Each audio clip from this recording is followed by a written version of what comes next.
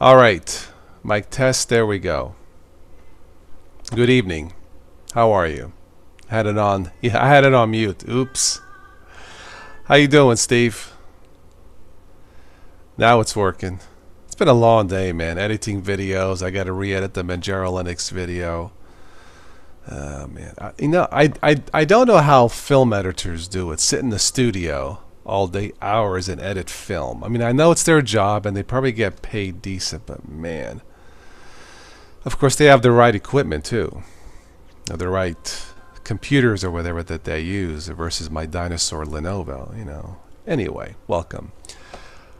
Hi DT, welcome.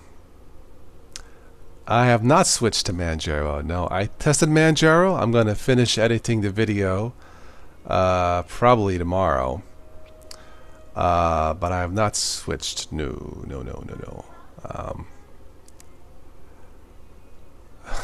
Steve did that the other day, 25 minutes of no sound. As you can see, this is a professional channel with professional guests. Not here. That really happened, 25 minutes of no sound. Oh, I had sound in my Manjaro video that I have to redo. I just gotta tweak the sound a wee bit. But no, the sound was running. It just takes too long on my machine to edit videos. Anyway, DT has done that many times, and your viewers love it. Ah, kind of like the old silent movies. Is that what it is? Ah, okay. Hey man, whatever works. Whatever works, right? Yeah, Daniel is an expert on not turning on the mic. You know, we probably have wannabe Linux newbies going, well, these guys are all idiots. Why do I want to do Linux here? Yes, I got my haircut. I got the aerodynamic look. I feel lighter. So I just got to put some coconut oil tonight and soften it up. Present Arms, PCTLC, welcome. Why no notification of the live stream? I don't know. I don't know, Kenny. You know, it's a viable alternative if I had the budget is Vimeo. It's professional, it works, there's no ads. You have to pay for it to be on there, meaning I have to pay for it, not you. Anyway, check out Vimeo if you're interested. DT did not get the notification for TOS for this or Switch today. I don't know. We'll talk a little. There is some YouTube news, by the way, that's somewhat important for all YouTube partners like myself. I have mixed feelings about it, and we'll talk about it. Yeah, I honestly that I cannot answer. I'm not sure if maybe they're giving, maybe they are being persistent with notifications on more bigger channels, like with hundreds or millions of subscribers. I don't know. Joe Panico. Joe is sitting in the Target parking lot waiting for your wife. Okay, well that sounds like fun. Hi Mark, how are you? Yeah, so girls do all the shopping, right? Of course they do. Stephen Anderson, welcome. You made you were on Linux full time. Wow. Nice. Yeah, Steve Zuriel Vimeo has great high quality videos. Actually got one posted there that I did with yeah. It's a great service. The only thing is with the freebie you're limited to 500 megabytes, I believe, of uploads. I've tested it. It works great. It's professional. It's good stuff. It looks more polished. You know, I don't have the budget to go on there, but I think Vimeo is a great platform for no ads, just information, videos, go. You know, and maybe one day. Heather says your roommate does all the shopping. Oh, lucky you. Nice. Nice to have a maid.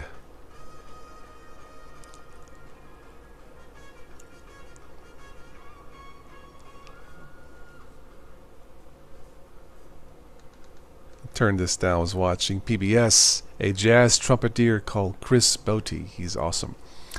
Cyber Python. Yo, what's up? Hey, yo, hey. Welcome.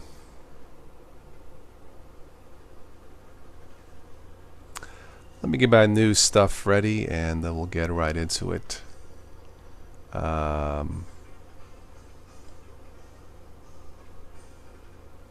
Okay, looking good.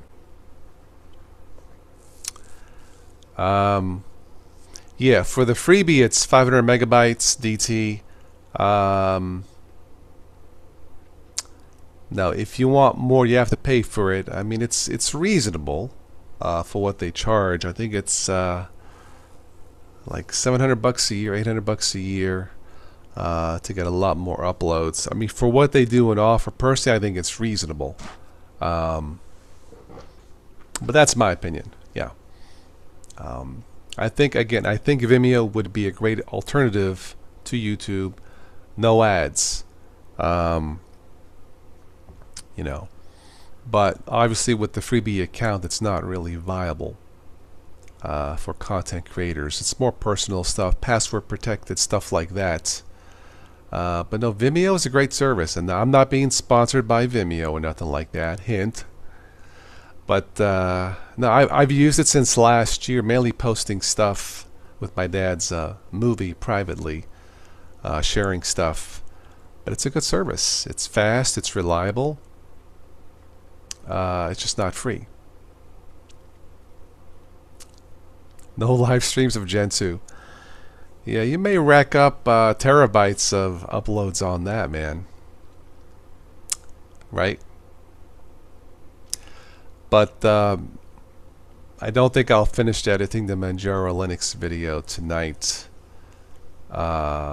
Maybe tomorrow. I mean, I liked what I saw. I still don't trust it.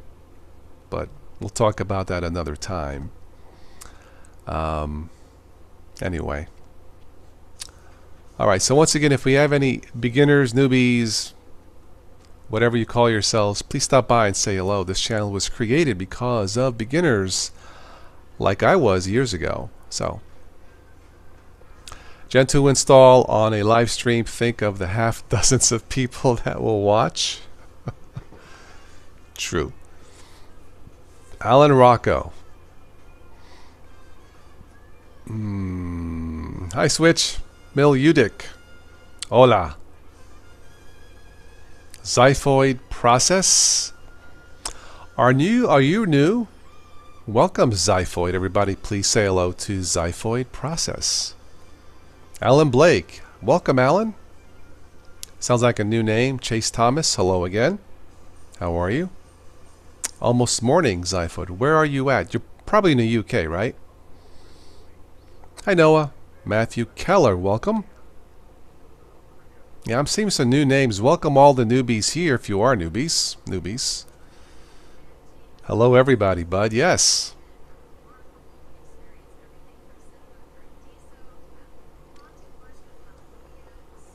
A little bit of off topic before we get started. It was 42 years ago, exactly 42 years ago, that a rock band made history. They originally, now nobody knows this, but this rock band was originally called Mother's Milk. The name of the band, it's not widely known, but this band was created out of somebody's basement. A graduate from MIT engineering. Can you guess who it is? Those of you who are a little bit older might know. Hi, Tom Joyner. Good evening. You're rating my stream? Well, thank you. That's very kind of you. But yeah, it was 42 years ago. Anybody can think of the band? You are the winner, Q1 Fiend, Boston. That's right. They almost gave up. The lead creator almost gave up on the band in 1974. They had these demo tapes. Back then it was tapes, it wasn't digital. But they were able to get Epic Records to take a shot with this band, Mother's Milk. They recorded the tracks with the singer, Brad Delp. Legendary singer, sadly passed away about 10 years ago. They changed their name to Boston. Instant classic. I think the CD, I think it's up to almost 20 million copies of the first CD of the Boston CD and the Boston sound, as it were. So yeah, a little bit of history. The Boston sound, the rock band Boston. It all started with someone writing music as a hobby. Believe it or not. And the story goes, and then we'll get into the stream. Hi, Anarita. Yeah, I'll check the emails here in a second. Yeah, Andrew Neal, welcome. Thank you. First album is awesome. Yeah, the story goes that Tom Schultz, the creator of the Boston Sound and the thing called the Rockman, he was working for Polaroid, and Tom's boss knew about Tom's hobby. And Tom didn't know what was going to happen. I mean, how can you predict? But he told his boss, don't worry, nothing will happen. This is like 1 in a million. I'll be famous. Well, they became famous, and the story goes, right before Tom quit his job at Polaroid, his boss says, 1 in a million, huh? Only in America, right? God bless America. Yeah, Q1 Fiend, his effects pedal. I believe the Rockman is with an effects pedal, right? And I have a feeling Tom Schultz from Boston probably would have used Linux back then if it was available, back in the early 70s. Why not? He likes to tinker. Great band. It's just that they make new songs like once every 10 years. I guess he's a perfectionist. Welcome, Andrew O'Neill. Thumbs up? Yeah, thumbs up the stream. Aerosmith, I believe Aerosmith is from Boston. Yes. Okay. So, all right. Let me go to. Let's see. Well, let me send some invitations here. Tom, we can send you a link.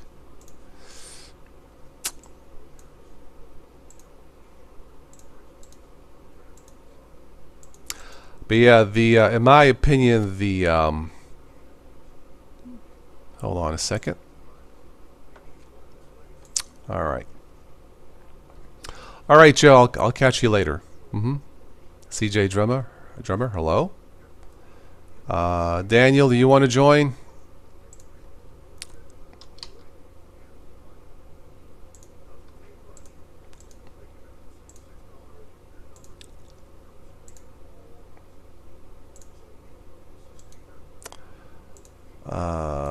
DT, do you want to join? I'll send you a link if you want to join.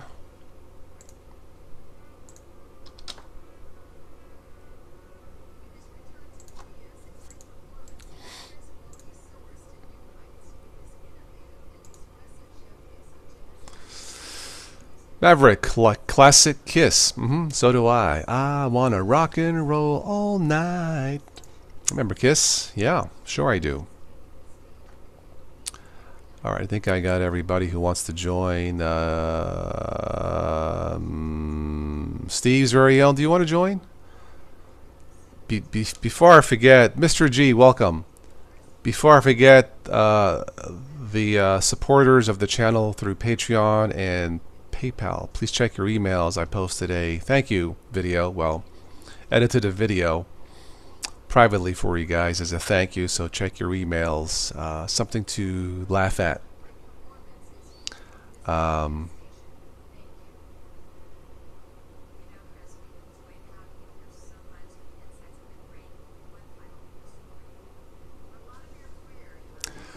Noah, one day we'll do a kids show, but not tonight. A group called The Sweet. I think they were just called Sweet, if I am not mistaken. If it's who I'm thinking of, and if it's who I'm thinking of, Our good friend Stephanie Forian went on tour with one of the members from Sweet last year. Yeah, Small World. The band called Cream, yeah. Sure. Sweet, yeah. I remember Sweet. Didn't they have a song called the tune's in my head. That's it. Fox on the run, Foxy on the yeah. One of the guitarists went solo last year, and they were on tour with Stephanie Forian. So check out her YouTube. Sweet Love. Love is like oxygen. Yeah. Sure. Fox on the Run was, yeah, I remember that. Wow. Ballroom Blitz. Yeah. The Ballroom Blitz, Ballroom Blitz. Wow. All these Average White Band. Oh, yeah. Average White Band has a new album out. Check it out. It's called Inside Out. Hi, Ricky. Evening, man. Good evening. How you doing? I'm doing good. You? I'm doing great. Nice haircut, by the way. Thank you. I should have worn my glasses to look like a professional. Little Willie. Yeah, Sweet had a lot of great songs. Now that you guys are awesome. Little Willie won't. Switch's live stream just in and not long ago. He went on fire tonight. Switch is on fire. Okay, where's my fire extinguisher? I don't have it with me. Gee, I think I got a feeling of what he went on fire for. It's probably, yeah. Basically, what happened this time is Apple gave Facebook the ban hammer. Facebook put an app in Apple's App Store and it's an app that shouldn't have been in the first place because it was collecting data. Apple was not going to have any of it because recently they changed their guidelines to where there's no data collection apps. Okay. I caught that news this morning. Yeah, I'll talk about it a wee bit, but that made me laugh. Basically, Facebook got the ban hammer.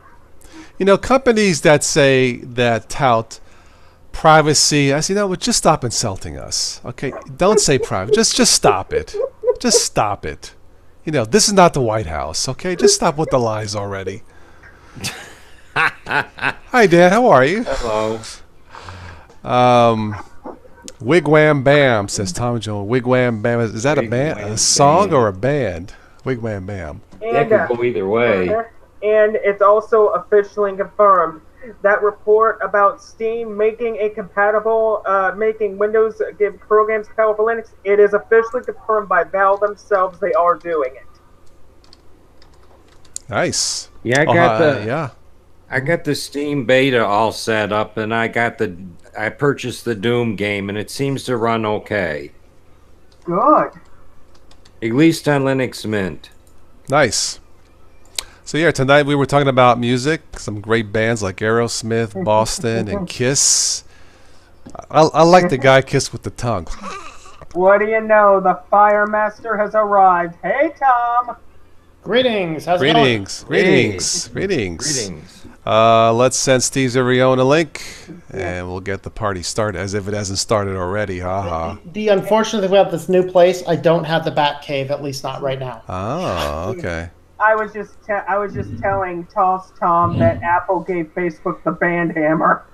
Yeah, that actually is not why I went on fire, though. No. I went on fire over the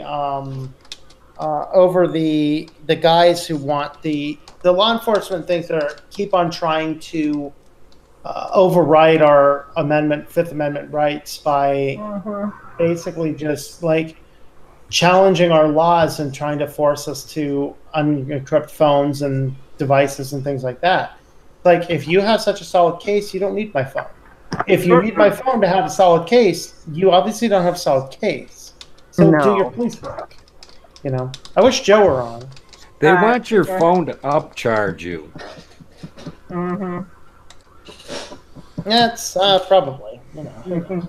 Yeah, well, it was the law enforcement though. They want your phone so they can do jazzy stuff. With No, they get into your phone and then they add additional charges to make sure you stay in jail. Oh, that's what. Yeah, that's what you mean. Yes. All I'm gonna say is, when it comes to our police departments in this country, they need to freaking grow up and realize that they are not going to get our phone data, period, no matter what we say. Yeah. I heard a startup sound. I switched desktops. Oh, okay. I'm going to go work on some podcasts because I got I managed to get, prior to today, I got 0.25 hours of loggable work time in this. Okay. It gets better. Well, I mean, I moved my entire apartment and reset everything up over here and cleaned the other place in 1 week's time. Oh man, I don't know what's worse, moving or trying to fix something broken in Linux. I really don't know what's worse. You know, moving because if that broken in Linux, I changed distros. That's true. That's true. That is true. As long as you have your data backed up, you can slam a distro in anything in 15 minutes. Yeah, that is true. That is true. And that's why I have the mobile home on my system. And I'm actually on this call right now. For those curious, I'm on this call on Solus. It's working flawlessly. You got a really nice place, Tom. Yeah, I'm very happy with this one. This is pretty close to where I. Hi, Steve. And so I saw it come on the market a couple times. I'm just like, you know what? I don't know if it's worth the extra cost. And I'm like, okay, it's worth the extra cost. Did you have to move away from the Russian comrade?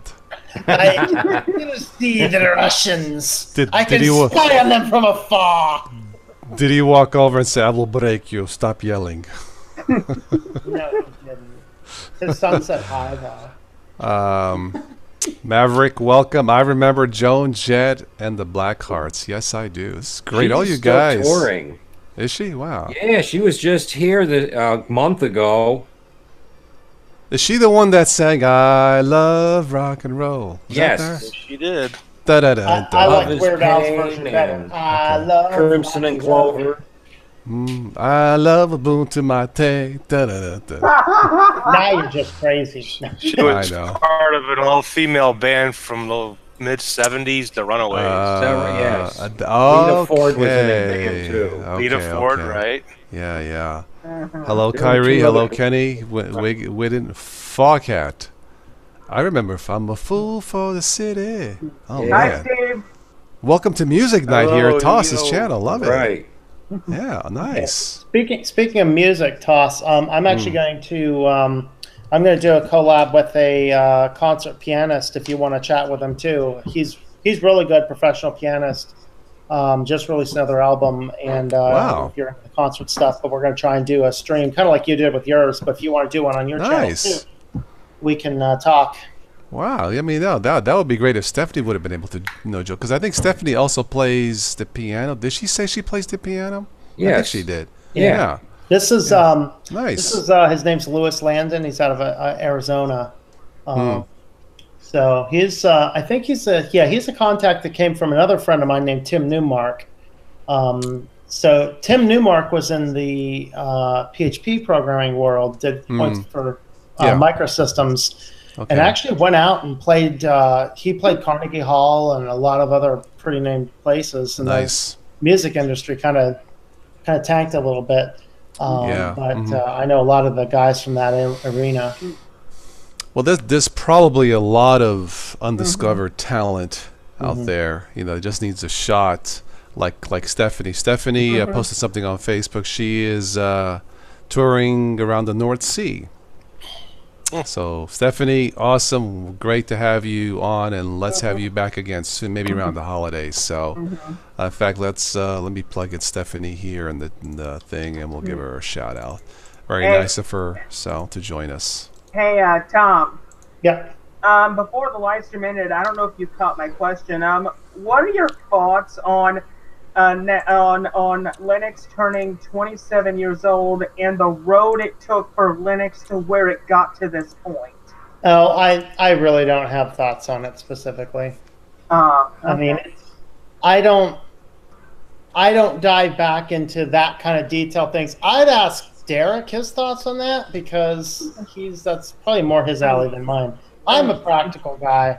I don't care how we got here. I care that we're here. We go back and change things, sure, but would it change where we finally gotten to is the thing. I mean, if Linux would have succeeded back on the desktop 20 years ago, would it be as successful on the server? Would it be as successful on the phones and in the cloud? And that's the thing. You can't go back and change things. I mean, it's like I said in my comment in the live stream. 1991, the blueprint was born. In my opinion, Linux is what started the open source software revolution. No. Well, there's a lot of reasons behind it. I think Linus Torvalds is considered the father of modern Linux anyway, at least from what I read. It's probably accurate. Somebody said here, who else is in the chat? This is Andrew, need your help. Tom, who are the others? Well, we have Tom, Daniel, Derek, who looks like he's in a suntan room, light. We have Ricky, Steve's very own, and of course myself. Yeah, DT, like you're in different lighting, like you working on your suntan? Yeah, I've got. No. Yeah. It looks nice. No, I'm just saying it looks different. Yeah. Okay. Cool. I would say, in my opinion, when it comes to Linux turning 27 years old, back in the very early stages of Linux,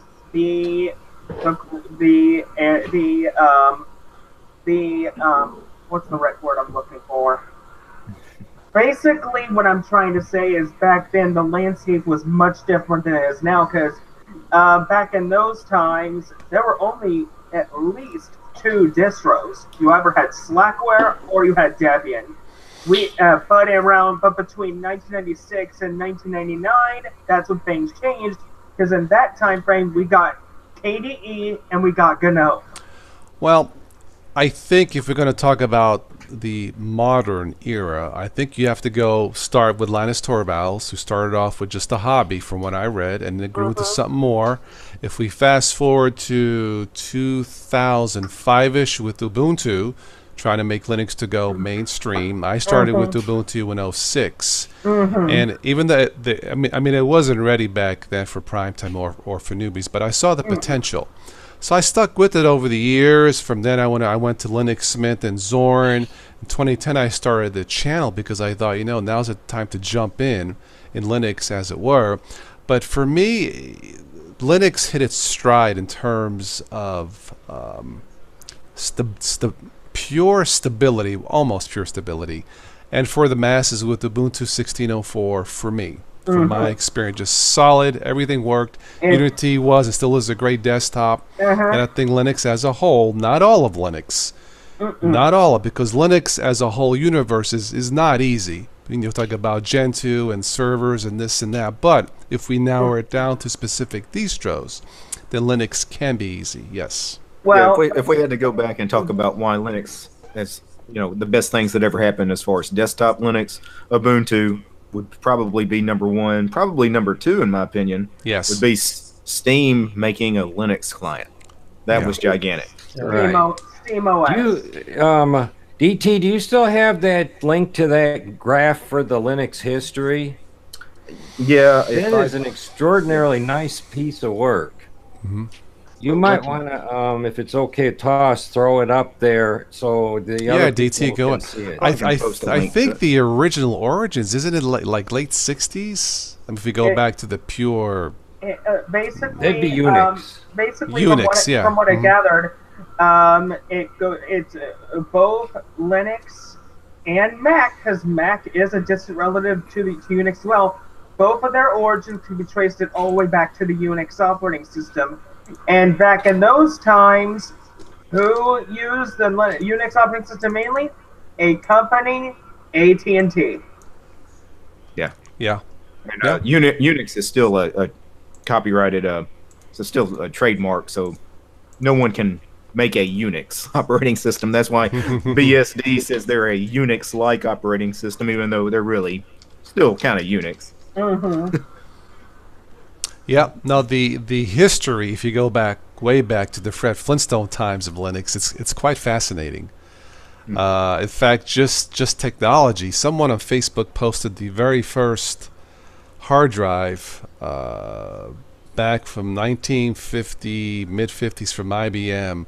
It didn't hold much. It was like as big as a house. You know? Oh my god! It was ridiculous. But, technology changes. So And it held less than a 3.5 floppy, right? yeah, I mean, this thing was huge. It was like an elephant, or but, human beings can do great things if they so choose to, yeah. I mean, to think that hard drives were so massive for computers in that era, and now a hard drive standard these days is 2.5 inches. Yeah. No, it's unreal. The speed and the growth of technology over the last really 20 years, how things have advanced. But yeah. The first real computer I got, he gave me a hard drive in this thing. He said, "This hard drive is so big, you will never fill it." It was 1.6 gigabytes. Oh my god! And I mean, it was huge. Think about USB. Here's my little teeny weeny USB stick. Think about this.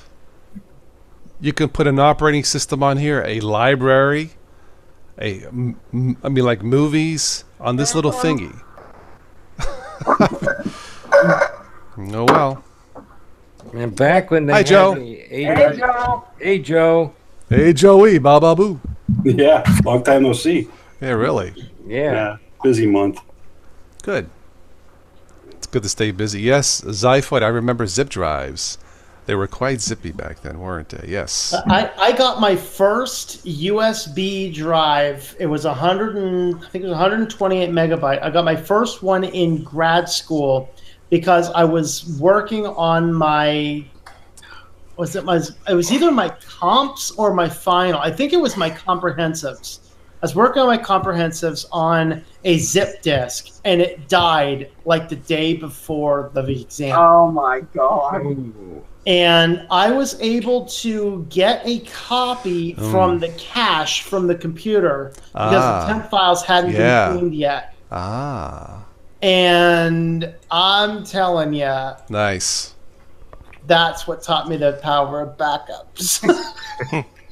See, I mean- I should start every stream. Welcome. Have you backed up today? It's kind of like the old joke. It's 10 o'clock. Do you know where your children are?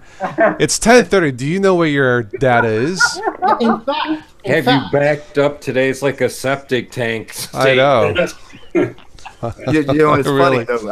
I get these emails or posts on Mastodon all the time. I accidentally deleted my home directory. What do? I accidentally formatted the wrong drive. What do? My only question is, do you have a backup? Yep. Well, the like first right thing you now- do is grab a 6-pack and get drunk. All I gotta say is the good old iOmega zip drive, the thing that pretty much came before the good old USB flash drive. Yeah. The thing about the zip drive is it was a very interesting device for its time because there was I believe, if I'm correct, Tom, back in those times there was a parallel port version of that device. Yes, I had it. Mm-hmm. No, it wasn't on a parallel port. It was a SCSI port. Yeah. Oh, That's what I had. So I was so revolutionary in college. I think at this time I had a laptop. I had a laptop computer in college, which, I mean, this was late 90s. So this was, and they weren't the huge, ugly ones. I got a nice streamlined laptop with Windows 98, and I had the zip disk, the zip drive in there, and I had actually taken several of my music CDs and put them on zip disks, in which you could fit, I don't know, 5 CDs, 6 CDs maybe on a zip disk. And it was like the coolest thing because it's like I have a whole lot of CDs and just a couple little discs. Mm-hmm. speaking of backup, now my text messages are now backed up to my cloud infrastructure. Interesting. Well, Present Arm says he gets backed up daily. Have you tried fiber bars? Cup of coffee. Huh? The one thing I gotta say about the zip drive is, for its time, it was very revolutionary because no person has ever seen a backup storage system like that before. Because before the zip drive, the only way you could back up things was good old-fashioned CD-ROM. Mm-hmm. Yeah. Well, nowadays I have multiple USB sticks, like this little one. I have multiple external drives. I mean, I don't use fancy software. I use plug and play. I've always used other hard drives to back up my stuff. I've never had a zip drive. Keep it simple, yeah. You know. Looking back on my computer history that I've researched on YouTube, besides the zip drive, there was another type of device, but I don't know if any of you heard of it. Let me think. Was it called, I believe, a worm drive, I believe? Yeah. But yeah, seriously, no matter what OS you use, I mean, we joke, but it's not fun to lose something without backing up first, especially if it was like family photos. So always back up first. No OS is perfect. Stuff happens. You know, the house gets struck by lightning, God forbid, a surge, lose the hard drive. Well, you know, so another thing is make sure that in case the house burns down, all your backups are not in your house. Yep. Have two backups, one on site and one off site. One in the house. Well, they make a fireproof like a safe. You know? I still wouldn't trust it. I mean, they do. It's going to be better than nothing. Yeah. But at the same time, for me, I would prefer to make sure it's off site. So that's why I keep a copy of everything in a safety deposit box in a bank. Makes sense. No, I don't do that personally. Maybe I should. But yeah, or you could host your own Nextcloud instance and just put everything in the cloud. Yeah. I don't like the cloud servers though for backing up critical data. Isn't Nextcloud free by any chance? Yeah, it's free and open source software. Okay. Hey Tom, your cat's hungry? What's that? Oh, your cat's hungry? We have a little birdie in the house. Can it talk? My son's birds. You want to show them off? Cute. Cool. Kitties. Kitty. Oh, geez. There was I saw something on cool. I saw something on Facebook where this guy had a talking parakeet or a parrot, right? And the guy did a lame magic trick. He was standing in the doorway like with a big blanket. So he jumps, and as he jumps, he drops his blanket, and now he's gone, right? Yeah. So the parrot leans forward and says, "This is a family channel," but he says, "WTF? What the? Yeah. That was so fun. What the f? Oh God! Hello, Mr. Dathan. Welcome. But that was cool. Of course, it makes me wonder what kind of conversations is that family having in the house. It gets you demonetized. Yeah. Boom. Bada bing. Bada boom. Anyway, but yeah, welcome all on the stream. We got 50 viewers. Welcome all 50 viewers. If we have any beginners or newbies or people who are shy, please don't be shy. Stop by and say hello. You're all welcome here. We've been talking about different. Well, we started on the topic of music. This is the 42nd anniversary of the rock band Boston. So congrats, Boston. Tom Schultz made history back in August '76. And they sold a gazillion copies of their debut album, Boston. I can tell you, you can find the first album. It is a good deal. There's a lot of songs on it that got radio play. Yeah. I still got the album. I do too. I have the vinyl record. Yeah, it's they came out of nowhere, literally, and Tom Schultz didn't think it was gonna go as big as it was, but they had and have a signature sound, and that's rare. And when you could do something that's out of the ordinary, you know, and have a signature sound like them, Rush, you know, bands like that. Anyway, the rest is history. So That yeah. was the thing with the bands from the 70s. They all wanted to find a sound that was all their own. Mm-hmm. And they did, if you think about it. Boston They did. went through a lot of hard work to get it. Of course, it helps to be an engineer too. You know. Yeah, He- my he buddy could- had yeah. back a 8-track, and that was our cruising song when we would be cruising downtown Chicago. Back when we all turned 18 Sure. or 19, and they turned the drinking age back to 19 in Chicago back then. Welcome, Father Sayer in the house. Welcome. But yeah, I mean, I remember when that song came out, More Than a Feeling, and that spacey sound with the guitar sounded like space. I'm like, well, that's different, you know. And the rest is history. So, you know. Ario Speedwagon's from the Chicago area, or Des Plaines. Yeah. Find me those birds again. Where are those birds? Oh, jeez. I have to ask you, did you talk? I don't know if you talked about it or not, but did you see that there was a little news blurb that Dropbox is going to drop support for 13.10 Ubuntu? I did not catch that this morning. No. Yeah, I just saw that They're earlier. dropping it for what? Dropping support for what? 13.10 Ubuntu and ext4. Well, 13.10 Ubuntu has not been supported by Ubuntu in years. I know, but then when I saw ext4, I was like, but the ext4 news is big, because they're only going to support unencrypted extend 4. So if you do encrypted extend 4, Dropbox is going to stop working for you in November. If you do ButterFS or XFS or RiserFS, it's not going to work for you. So a lot of people are mad at Dropbox. They're getting a lot of flack about that too. I use Dropbox occasionally. I use Google Drive mainly because it's more handy for me to use it all. You know, I don't rely on cloud-based storage areas completely. If I need to back up some, I'll use my 30 gigabyte old iPod. That's a hard drive. I'll use an SD card or something like that. Yeah. well, I just use it as a transitional thing for when I'm uploading for my online store. I'll basically take photos from my phone if I need to in a pinch, and then I just send it over to the Dropbox to get it into the computer, and then I delete them immediately. So I don't leave anything up there anyway. The problem with the Dropbox announcement is when they announced it, it doesn't even make any sense why they need to drop support for all these other file systems. They say it's because Extend 4 has what they call extended attributes, your X attributes. But there's other file systems that support that too, that they're not going to support.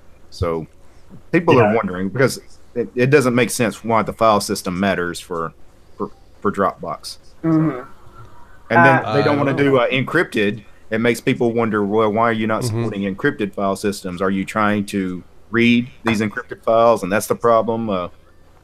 Is it that they don't want to do encrypted, or they don't want to do encrypted anymore? So they're only going to support unencrypted Extend 4. I just dropped the box. They had hacks before as it was already with what they have set up. So if they're going to drop that, nobody's going to want to use them. Right. And what about paying customers? If I'm a paying customer and I use one of these unsupported file systems, obviously I'm not going to be a paying customer anymore. Yeah, I'm looking. It actually came to me in the form of an email from them. Yeah, I got the same email because I use Dropbox. Yeah, it's November 7th is when they're. For those that are mad about it, get Nextcloud. Yeah, that's what I'm thinking about doing. Because frankly, it supports every function you're looking for, as far as Dropbox function. I mean, I don't like Dropbox. I don't care for it. So give me a list of the functionalities slowly. I'll tell you if Nextcloud will do it. I Switch. Which Android phone do you have? I wanted to ask you. I'm running a Nexus 5X. Okay, I ordered today the Nexus 6P. I think that's the one with the bigger speakers. Yeah. I just ordered that today. It'll be in about a week. From the tests, reviews that I read, it's like one notch below, even today, below the iPhone 10. Now that says a lot because I spent less than $200 for the iPhone 10's $1,000. Yeah, it So I is thought- a good phone. It is a Okay. very good phone. Well, it's coming in about a week, so Yeah, the And only reason I went back with another Nexus 5X is because I had a backup of the entire system. The unfortunate thing is that the backup had some corruption in it. I could not use it, so I ended up rebuilding the whole phone anyway. okay. Going back to a Switch's question about Dropbox, I've been a Dropbox user for years. I really like their mobile app where you take a picture or anything, and it's just one click that sends it straight to your Dropbox. Yeah. And then it's accessible on my computers anywhere. Does Got it. Nextcloud have all that? Yep. So good This mobile is the support. Nextcloud app. In fact, just Okay. the other day, just snap a photo. Of course, in Android, just snap a photo. Just find. So there's a business card there. So I got a business card. Just hit your share button. Nextcloud, upload, and done. Okay. It's Yeah, done. that's the only Nice. thing I would miss is the mobile app for Dropbox is really Yep. nice. Yeah. Yeah, and Nextcloud's mobile app is amazing. You Okay. can actually stream your music. If you have music in your cloud, you can stream your music directly from it in the app without having a separate music player. But they don't have it for iPhone, right? No, they do. Yeah, they do. Yeah, Is sure. that free as well? Yep. Yeah, which is good because like OwnCloud, which Nextcloud is based on, is a paid app. Let me turn on the iPhone. It's not actually in use, but It's funny. We were talking about music. I'm flicking channels, and guess who comes on Soundstage? Tom Jones. It's not unusual to have Linux today. I have a question, Tom. Yep. When it comes to Nextcloud, how much storage? Now, if I was to sign up for Nextcloud right now, how much storage would I get? You have to build it. Yeah, you have to host There, your own. there is Okay. a commercial availability, but it's thousands of dollars. So you have to build it yourself on a server. Now, Okay. one of the things I'm going to be doing soon here, and tell me if I need to do it sooner, is I want to actually build out the entire thing. It's a big endeavor, and I'm going to have to take time off of work to do it. So it's got to be, remotely useful time-wise. But I want to show how to start with a hosted server and then build onto it. So, pick one of your servers, install it. So DigitalOcean, to get the docs working, to get the talk working, you would need to use something like DigitalOcean or AWS, because you have to be able to install things from the terminal that cPanel is too limited to do. But in the interim, though, I mean, they could use something like Google Drive, which gives you 15 gigs of space in the interim before you build something out, right? Yeah. So the install, you just SSH? Well, all of the Dropbox functionality you're looking for is built in. You could do that on a cPanel with a single install script. So you're saying for the install, though, you have to SSH into your server and just use not a command line? Nextcloud, not Okay. Nextcloud itself. To get code working, Calibora working, which is the Google Docs replacement portion. So I can actually open up any Office document directly on my own cloud, edit it like Google Docs. That you have to install code from Docker SSH into a server. Mm-hmm. Okay. And the same thing, you need to do the same thing to get the talk working. To get it working inside of your own home network, no problem. It works out of the box. But to use it across the internet, you have I to. might look into that, yeah. And don't sound like it's scared, Ricky. If it's on DigitalOcean, especially, I bet they have a tutorial that's well written. Probably. Yeah. Okay. I think pretty much what I'm going to mostly do when it comes to storage is I'm just going to do it the old-fashioned way like I've been doing, just store everything on hard drives, USB drives, stuff like that. Because the one thing I brought up with Thomas a little while back is you can never have too many backups. Yes. Totally. By the way, Toss, I found a really nice news ticker-like app. What it is, it's an application I found in the store. It's called Lifery. It's an RSS feed application. Yeah. I can pretty much get news articles from Ars Technica, TechCrunch, Bird, Okay, nice. Ubuntu. So basically, this is like a newspaper. So like every morning when I wake up, I just go in here, boom, newspaper. Yeah, it's a really nice app. I'm familiar with that one. Yeah, it's And what's it called again? I'm sorry. Light. Life Read. Light read. Liferea. Yeah. Liferia. Well, yes, I have played with that in the past. Okay, yeah, it is a nice one. Yeah. Mm-hmm. Yeah. The one thing that caught my attention though recently is Windows 95 being turned into an app. That is very interesting. Yeah, Of that's course, the spooky. question is why. Yeah. Because It's interesting because Brian Linduke and Matt Hartley were talking about what would Microsoft have to do to start gaining trust in the open source development world. And what he said is they would need to release something in the open source community that they could not profit off of. And maybe this is a direction in that move, because here is an obsolete operating system that is now freely installable. I think it's free anyway. Freely installable on Mac, Linux, or Windows. Mm-hmm. Yeah, but this is an Electron app. It's not actually Windows 95. Windows 95 is still closed source software. It's not. I like I said, I don't know anything more about it other than Windows 95 still depends quite a bit to run on the DOS platform underneath. From Yeah, what this I- guy, matter of fact, I don't think he, the guy that created this Electron app, he's not a Microsoft employee. I don't even know if he got permission to make this app, which makes me think he might have some problems with Microsoft down the road once they realize. Mhm. You know.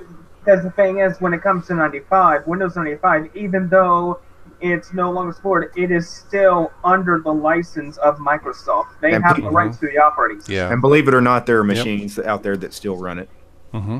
Mhm. Don't know why. You'd be surprised. I've seen companies run Windows 95, 98, 2000 because they have to run a specific piece of software that only runs on that operating system. So they can never upgrade. So they just Well, until 6 months ago, Lowe's ran DOS as their POS. Hmm. You went directly into the Lowe's store that was running DOS, which was radically secure. That's why they never had a hack. Because nobody knew what to do with it. What is Lowe's running now? Do you know? It's probably Windows 10. I don't know. I'll ask next time I talk to my friend who works there. If it's Windows 10, they're in trouble. Oh, probably. Or it's Windows 7, or who knows? Maybe they upgrade to XP. You'd be surprised. A Yeah, lot of these big companies, though, their POS systems, they're still running 2000. Some of them are running XP. Yeah. Because you have to. You know, when I was in the, in our lab, we paid $10,000-$20,000 for a real-time PCR machine that required Windows XP. The month later, Vista comes out, which completely broke all compatibility. It's like, what do you do? You know. Mm-hmm. The thing about Windows Vista, it would have been good if it came around when the RAM jumped up to 2 or 4 gigabytes. Yep, correct. I mean, Microsoft made a huge mistake with operating system. They released it too soon. Mm-hmm. And that's why nobody hardly even remembers it. Yeah, but that's when you got Windows 7, because that's basically what Windows 7 was a cleaned up Vista. That's what it was. And Windows 7, even though it's going to lose support soon, I guarantee you a lot of people will still use it. Oh yeah. Oh yeah, I got a friend that still uses Windows XP, and he says it works fine. I don't have an issue with it. Why should I move up to anything? The one thing about 95, 98, and all these other systems, they're still good in several areas like business, gaming, and that sort of stuff. Because Windows 95, 98 are great for those Windows 3.1 to 98 PC games that Windows 10 and 7 and XP don't really have the compatibility methods for. There's a huge amount of machines out there like CNC lathes and stuff like that that have Windows XP or older versions of Windows that are built into the machine, and it only can run that operating system. You can't upgrade it. It doesn't have enough hardware in it to do so, and it costs a fortune to go that direction. Yeah, now there is one other operating system that nobody hardly knows about. It was just released, I think, about a year or two ago. Does anybody in this room remember IBM's OS/2 operating system? Yes, I do. I had some floppy disks with that on it. Well, this one company about a year or two ago made a spiritual successor to the OS/2 operating system's code. Its name is Arca OS. And it's a fully operational operating system. I've seen images of it. It looks really nice. The only web browser it supports, to my knowledge, for right now is Firefox. Of course. But I want to make BOS live again, so I want to run Haiku. Because you can.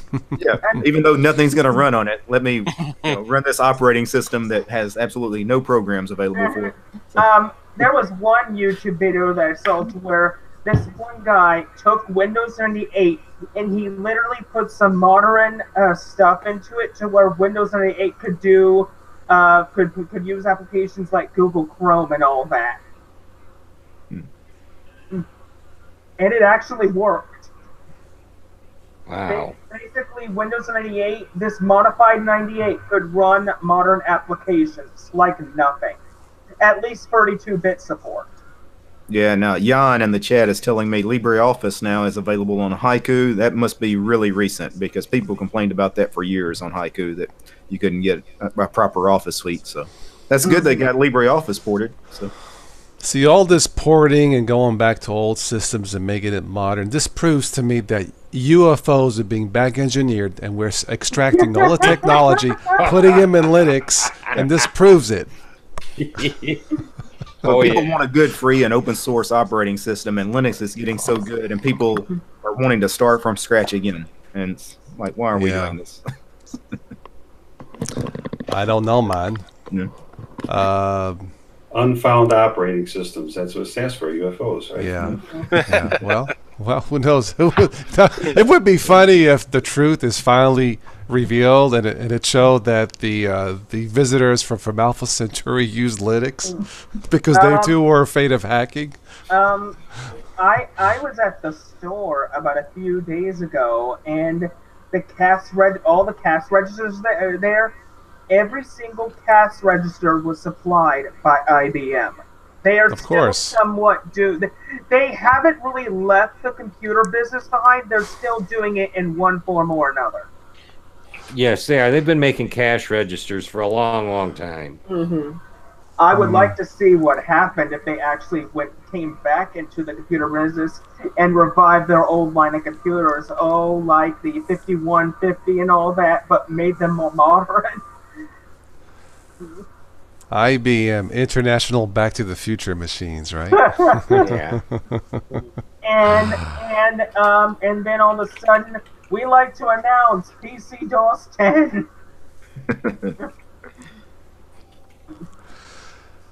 We have PCTLC. We have a punch bag, Bob. Oh my God! I saw you did. What the heck was that about? Well, I was watching one of his videos, and I know where this stemmed from because he changed his name the next day. And in the chat, the guys were just poking fun at him, and he got mad at him. I think he's on the run from the NSA. That's what I think's going on, man. Something's up here, How are you, Bob? Or Steve? Whatever your name is. Is that your real name? I don't even know. Nah, never. Is he really English? I mean, who knows? It's YouTube. We could all be lying about. I think he's faking the act. I think he's Russian, and he makes it sound like he's from the UK. I'm not really a Southerner. Well, I'm definitely from New York, so yeah, you can't hide that. No, you I'm can't. You definitely can't. from Detroit. Yes. All right. Anyway, I do have some news that we can get into here, or not. But no. Here we go. No, this is not. Well, I have some funny stuff the last thing for tonight. But this is this is actually YouTube has an update for YouTube partners like myself and others. Starting, I think, next week or in 2 weeks, we will be able to enable non-skippable ads on our content. Now, supposedly, this usually works. This is for shorter ads and hopefully content creators can make a little bit more money on their content. If this is true, I think it's great. Of course, the downside of this is this may force some viewers who like the option to click skip ad, and if they can't do that, they'll just not view the videos at all. What do you guys think of that? I don't like to watch the ads myself. No, that's yeah. Go ahead. If they showed ones that interest me instead of something I never heard of before, usually I'll look at them and move on. But when they get to the point when they start going in a stream and doing it 4 and 5 times, it gets irritating. Yeah, I agree. One of the advertisements that I see on a daily basis is from DigitalOcean. They show the same advertisement more than 5 times. Okay. I don't know. This is. I'm assuming this is probably an experiment for YouTube. I don't know. I guess this can be both a pro and a con. But this, I think, starts next week. They just uploaded a video on this yesterday or day before.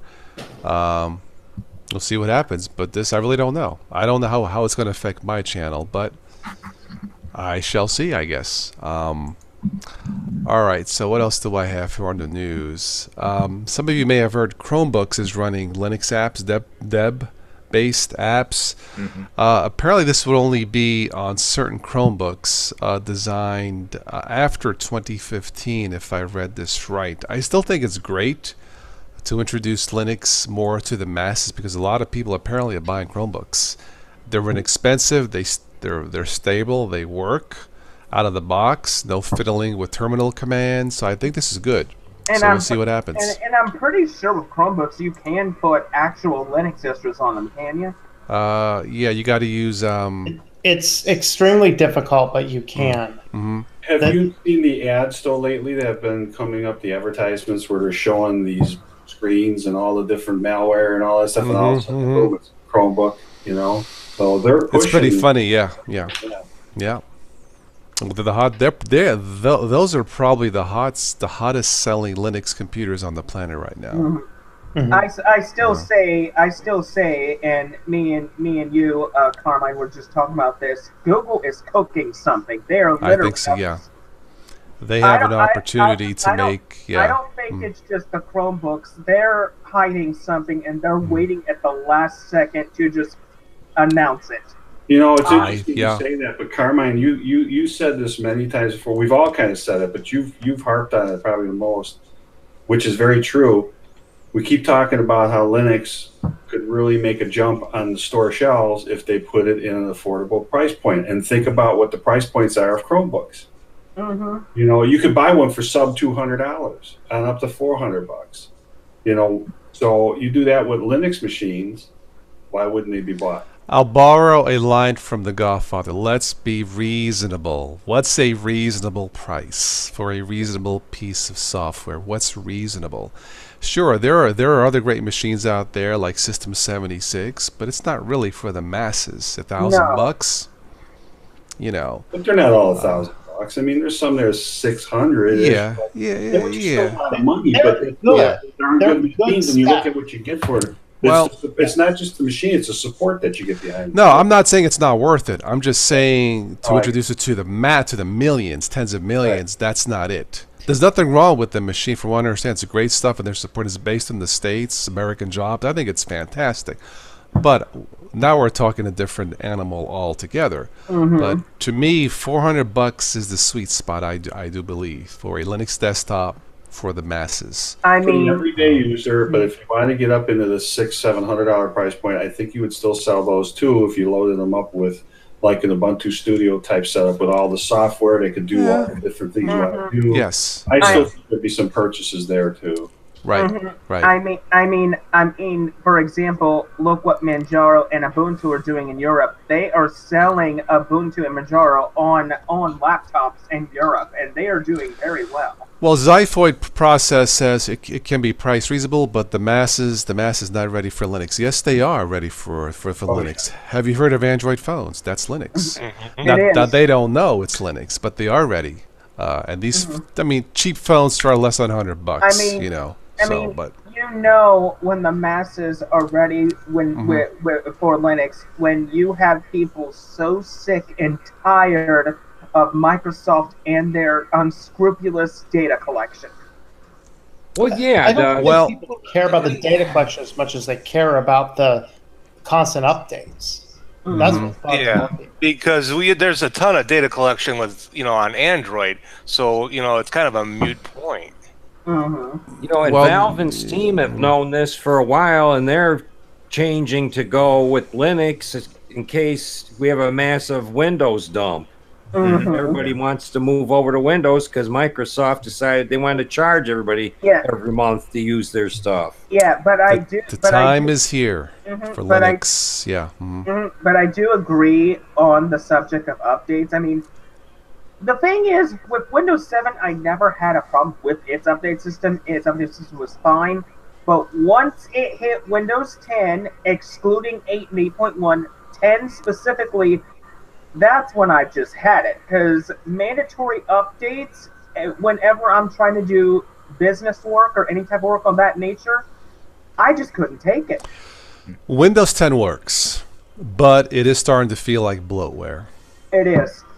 Does it work? Yes. I've never used Windows 10 because I won't agree to the user agreement. No, if it didn't work, I wouldn't use it. I would flat out, but it does work. The problem with the masses, though, is they're not going to buy $700-800 laptops. They're going to buy the budget $400 laptop, like a Chromebook. So we need the cheap Toshibas and Asus and Lenovo's. The budget ones. They need to run Linux. And right now, if you want to buy a machine with Linux on it, your options are usually the expensive stuff. The Dell, XPS, and that sort of thing. System 76. That's not about that though, Derek. If you think about that, doesn't that say something about Linux itself? That they're on the more high-end machines.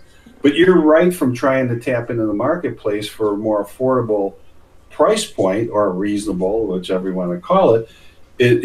In order to get them out there and have people look at them, that's what they need to be, is into something that somebody's not afraid to, I don't want to say throw away some money, but gamble a little bit of money on and check it out and see.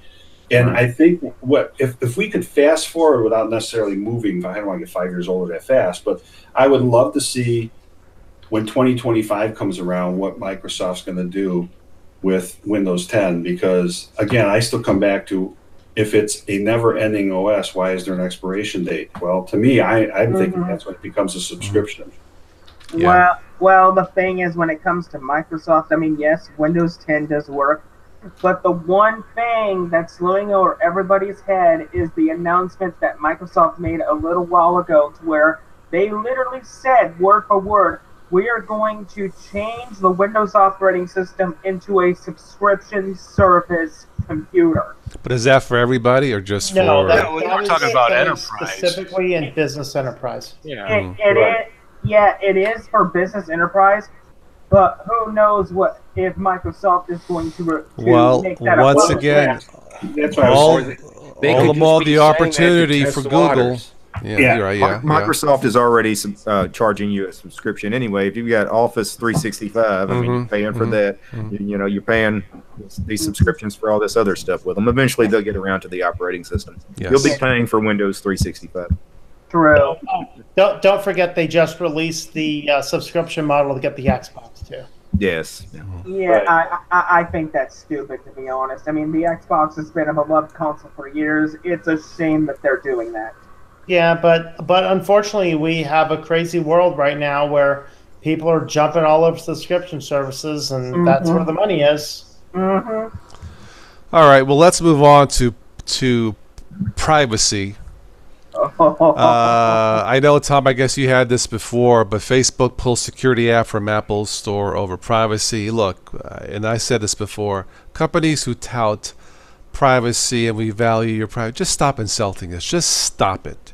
Okay, we know what you're doing. I guess it pays your bills or whatever. Fine, but to say we're more secure and more private than somebody else, stop it. You know, it's an insult. Is Facebook and Apple arguing over who is more private? I mean, what? Tom, how did you see it when you saw this piece of news? Well, I mean, there's a lot of misconception, I think, in different places. First is who pulled the app, because half the articles are saying it was Facebook, half the articles are saying it was Apple. Okay, all right. And what it specifically deals with, and in the app they're talking about is Onavo, which is Facebook's VPN. They're only pulling the VPN. They're not pulling the Facebook application. That's baked into the operating system. You can't get that out if you wanted to. And so it's Facebook's VPN service that they're pulling, because a VPN service would allow whoever controls that to see the data. And since Facebook is primarily a data collection company, they pulled that particular service app because they were concerned with the data privacy. Okay, all right. I agree. Surprise. Yeah. They're just trying to collect as much data as they can. So. I don't know, if you value your privacy, though, why would you be on an iPhone, and why would you be using Facebook on that iPhone? Yeah, right. So why? Right. Yeah. I mean, where does it end? I think that the iPhone is more private than the Android phone. You really Maybe. think that? Well, yeah, but it's less locked down, though. I mean, you could. Yeah. Yeah. Okay. This Apple phone, assuming it worked, is more privacy intrusive than this, because I can lock this down. Well, now it's super private because it doesn't work. This is an ultra private phone because it does not get. That's right. It's awesome. Yeah. But, He can't even get his data off of it. Yeah. I know. Well, I mean, the problem is it's not because it can still connect to wireless. So, Apple itself, if you're talking stock, Apple is better for privacy. So if you don't know how to do rooting, if you don't know how to lock a phone down, if you don't know how to do that kind of stuff, I would go with Apple if you're privacy concerned. If you're willing to learn how to do that kind of stuff, then you definitely go not just with Android, but you go with a Google Android, because they are the easiest to clear up. Here's one thing I discovered about. Yes. That's why the entire issue with EU antitrust Google, it's not something with Google. It's with the phone manufacturers. Because Google's phones, which I buy, I can completely unlock. I don't have to fight it. I don't have to create an account like Motorola. You can only unlock your phone account with Motorola if you create an account and get the access key for it. Well, here's one thing I hate about my iPhone is I'll delete a whole string of text messages from a person, and that person will send me a text message, and then all the previous text messages will show up on the phone after I deleted them. Same thing with the emails. Yep. Yeah, the emails are kind of the same way too, but the text messaging bothers me the worst. The one thing I'm going to tell you, Tom, I beg to differ with is there was a pretty particular conversation my wife and I had the other day, and all of a sudden she gets something that pops up for her on Facebook, and it was, what's uncanny is a conversation that we don't normally have, and like those saying things or whatever, and it was almost, I'm not going to say word for word, but the context of it was almost like the conversation we had just had. That's pretty damn scary. So to sit there and say that they're more private, I don't agree with that. What do you mean?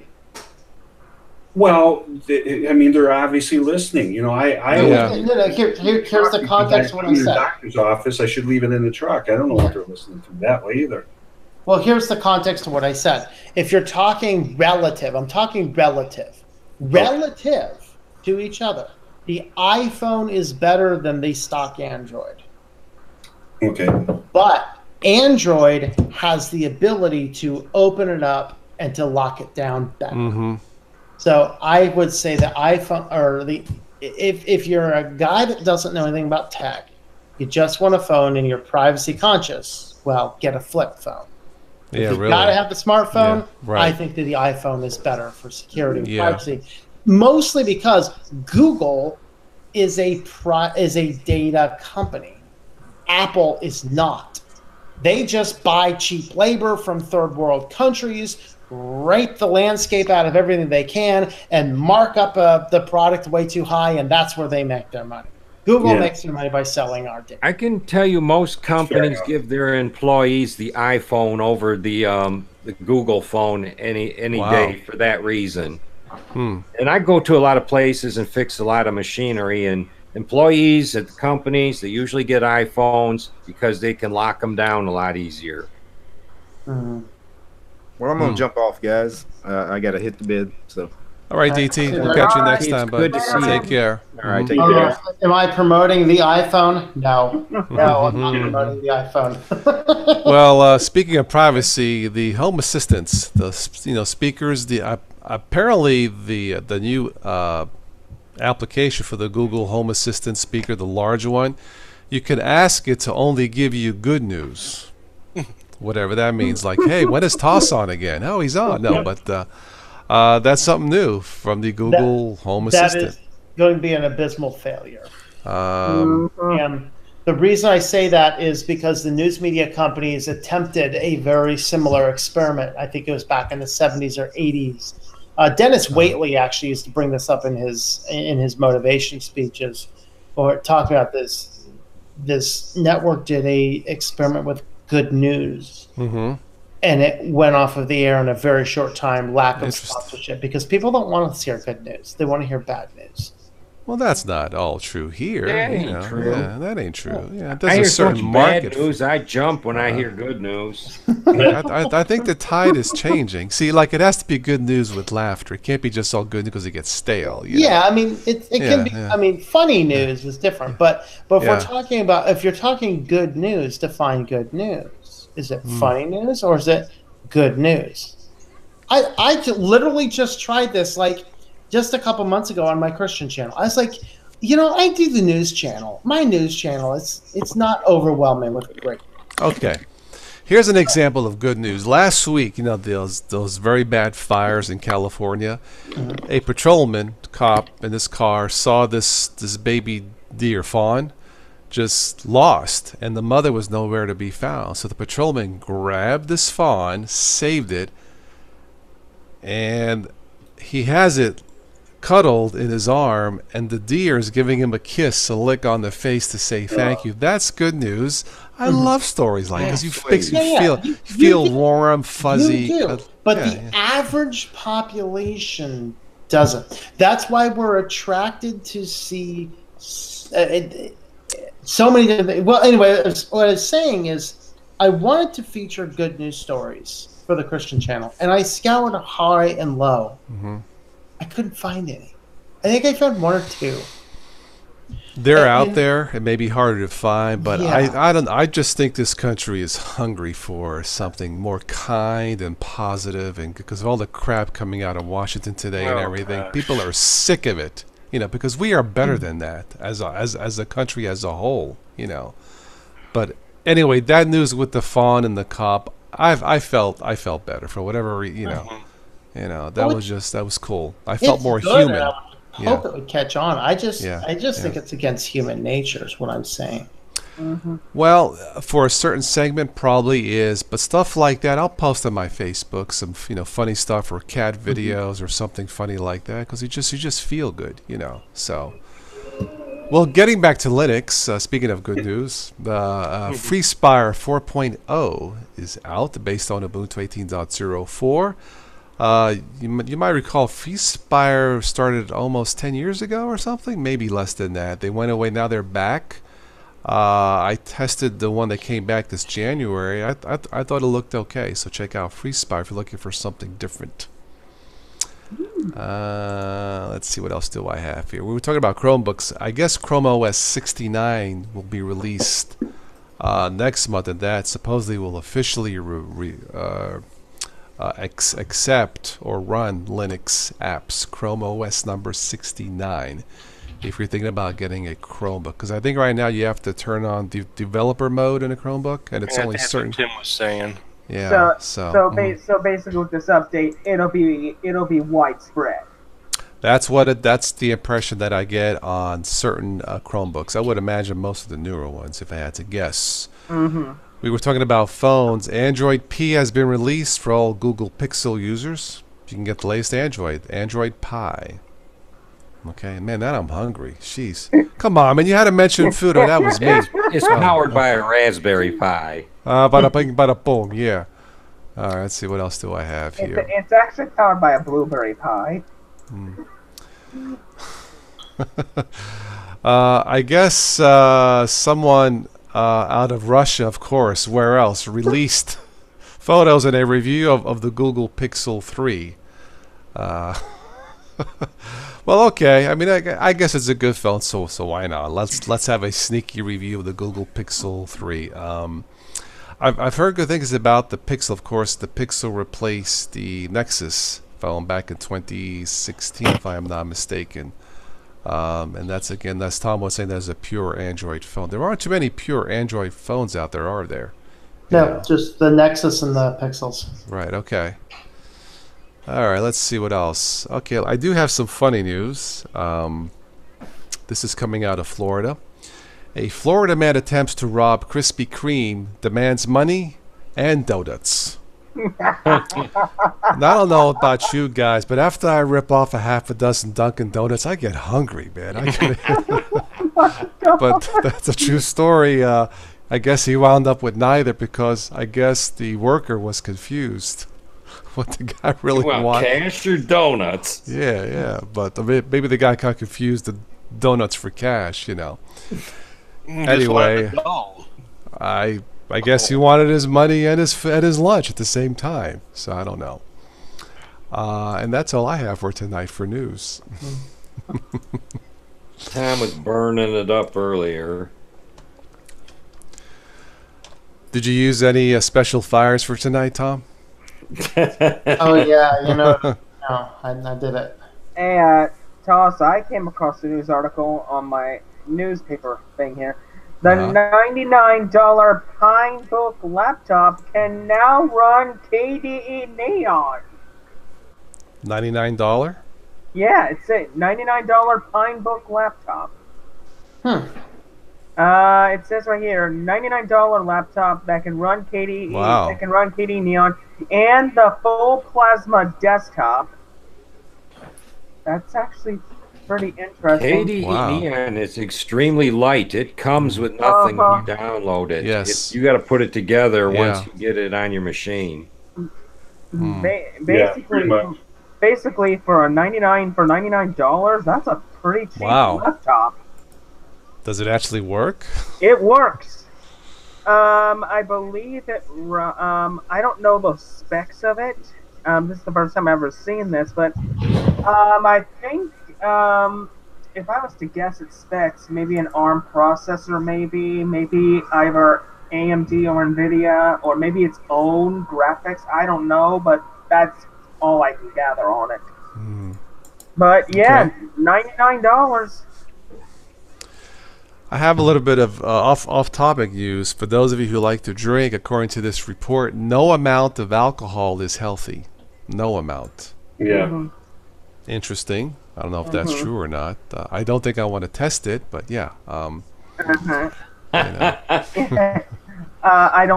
only drink once in a blue moon. I don't drink very often. Same here. Yeah, I drink occasional wine and This breathing isn't healthy. There, Jesus. Yeah. This news article intrigued me as well. Deepin 15.7 release claims to use less memory than Ubuntu. Deepin. That's just all the analytics. Yes, I'm sure that's verified by the Russian Federation. Yeah. Forget about it. Forget about it. Really. Well, and the thing is, if I'm correct, they literally just removed that analytics stuff, didn't they? I don't. Okay. All right. Yeah, QuitSub reported it was gone. I think they said they reported it was gone. I think QuitSub confirmed. Let's see. Is there anything? Did you see? I obviously can't play it for copyright stuff because of music, but there was I come across somebody on my friend's Facebook page. They posted a video of an intoxicated guy, and it's the tagline was "Drink till you dance, Thriller." So if you could envision Thriller and this guy, dun, dun, dun, dun, that's what you think. It was the funniest thing. You talk about laughter, a funny story. That was just hilarious the way they did the parody with the music. Oh my god, he looked like one of the zombies. That video is available on YouTube. Yeah, it's just because I'd love to play it, but got my Jackson Plus, so I don't want to get the channel in trouble. But it's funny. So if you get a chance, watch that. It's hilarious. Oh, what do we got here? 27 interesting facts about Linux. Oh. Only 27? Yeah, and it's on OMG Ubuntu. I gotta look at this. Okay. What are these 27? Okay, here they are. Number 1. There are 20,223,379 lines of code in the Linux kernel as of 2018. Oh, I thought those were distros you were talking about. No. Number two. Linux very nearly wasn't called Linux. What was it called? It says right here, Linus wanted to call his hobby project Freaks, a combination of free and Unix. Ah, okay. All right, okay. Number three. Thought he wrote 100% of the first Linux release. Less than 1% of the latest kernel release includes code written by Linus Torvalds. Okay. Number 4. Linux is used by every major space program in the world, including NASA and the ESA. Mm-hmm. Number 5.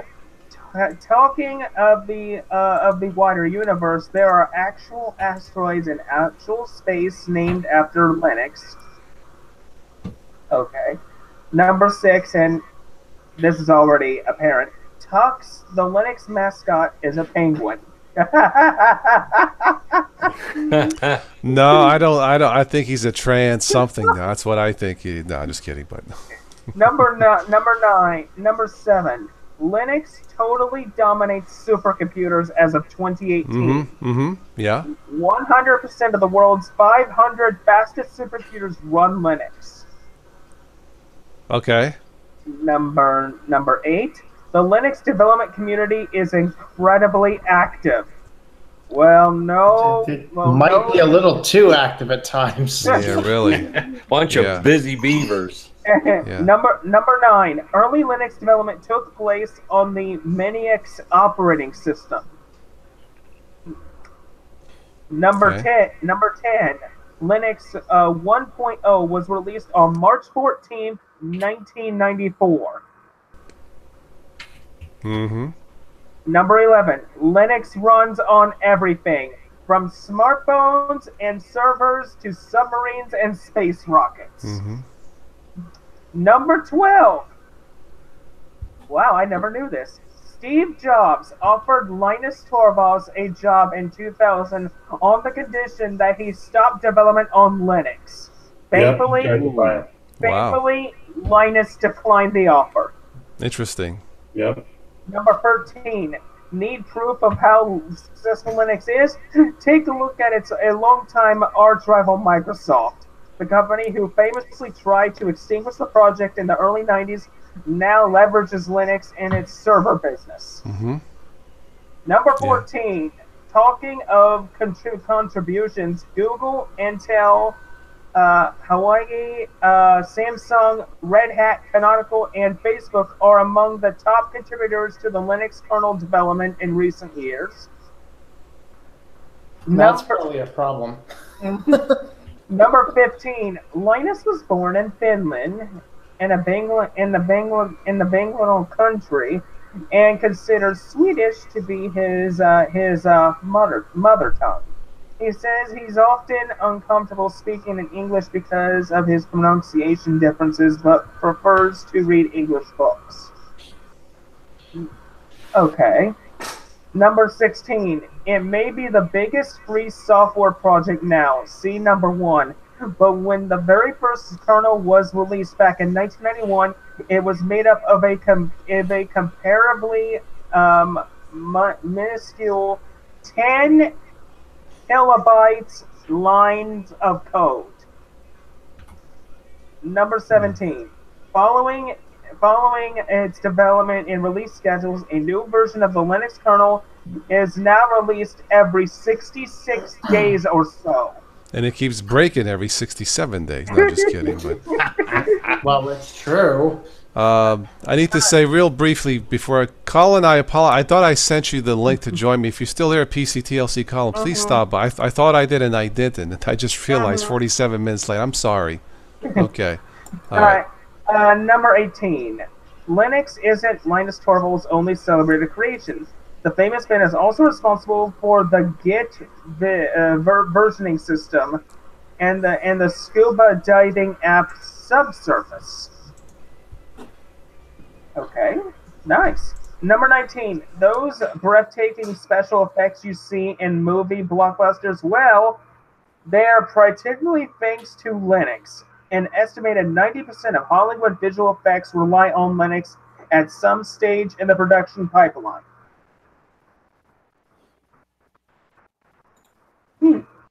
Nice. Number 21. Bizarre though it may sound, 13.3% of the latest Linux kernel is made up of blank lines. Pointless. Hardly blank lines are part of the strict coding style that keeps the kernel tidy, efficient, and ordered. You missed number 20. Number 22. Android is the most successful operating system on the planet, bar none, with over 2 billion active monthly users worldwide, according to Google. Number 23. Each kernel release is given a code name. Recent code names include Fearless Coyote and Miraculous Moray. Number 24. 9 out of the top 10 public clouds run on Linux. According to Red Hat, who was one of the most successful Linux companies in history, probably know what they are talking about. Number 25. Ubuntu is the world's most popular Linux-based desktop operating system. It boasts an estimated 20 million users worldwide. Linux has a 2% share of desktop computer use. Number 26. The first book to be published about Linux was Matt Walsh's Linux Installation and Getting Started, back in 1993.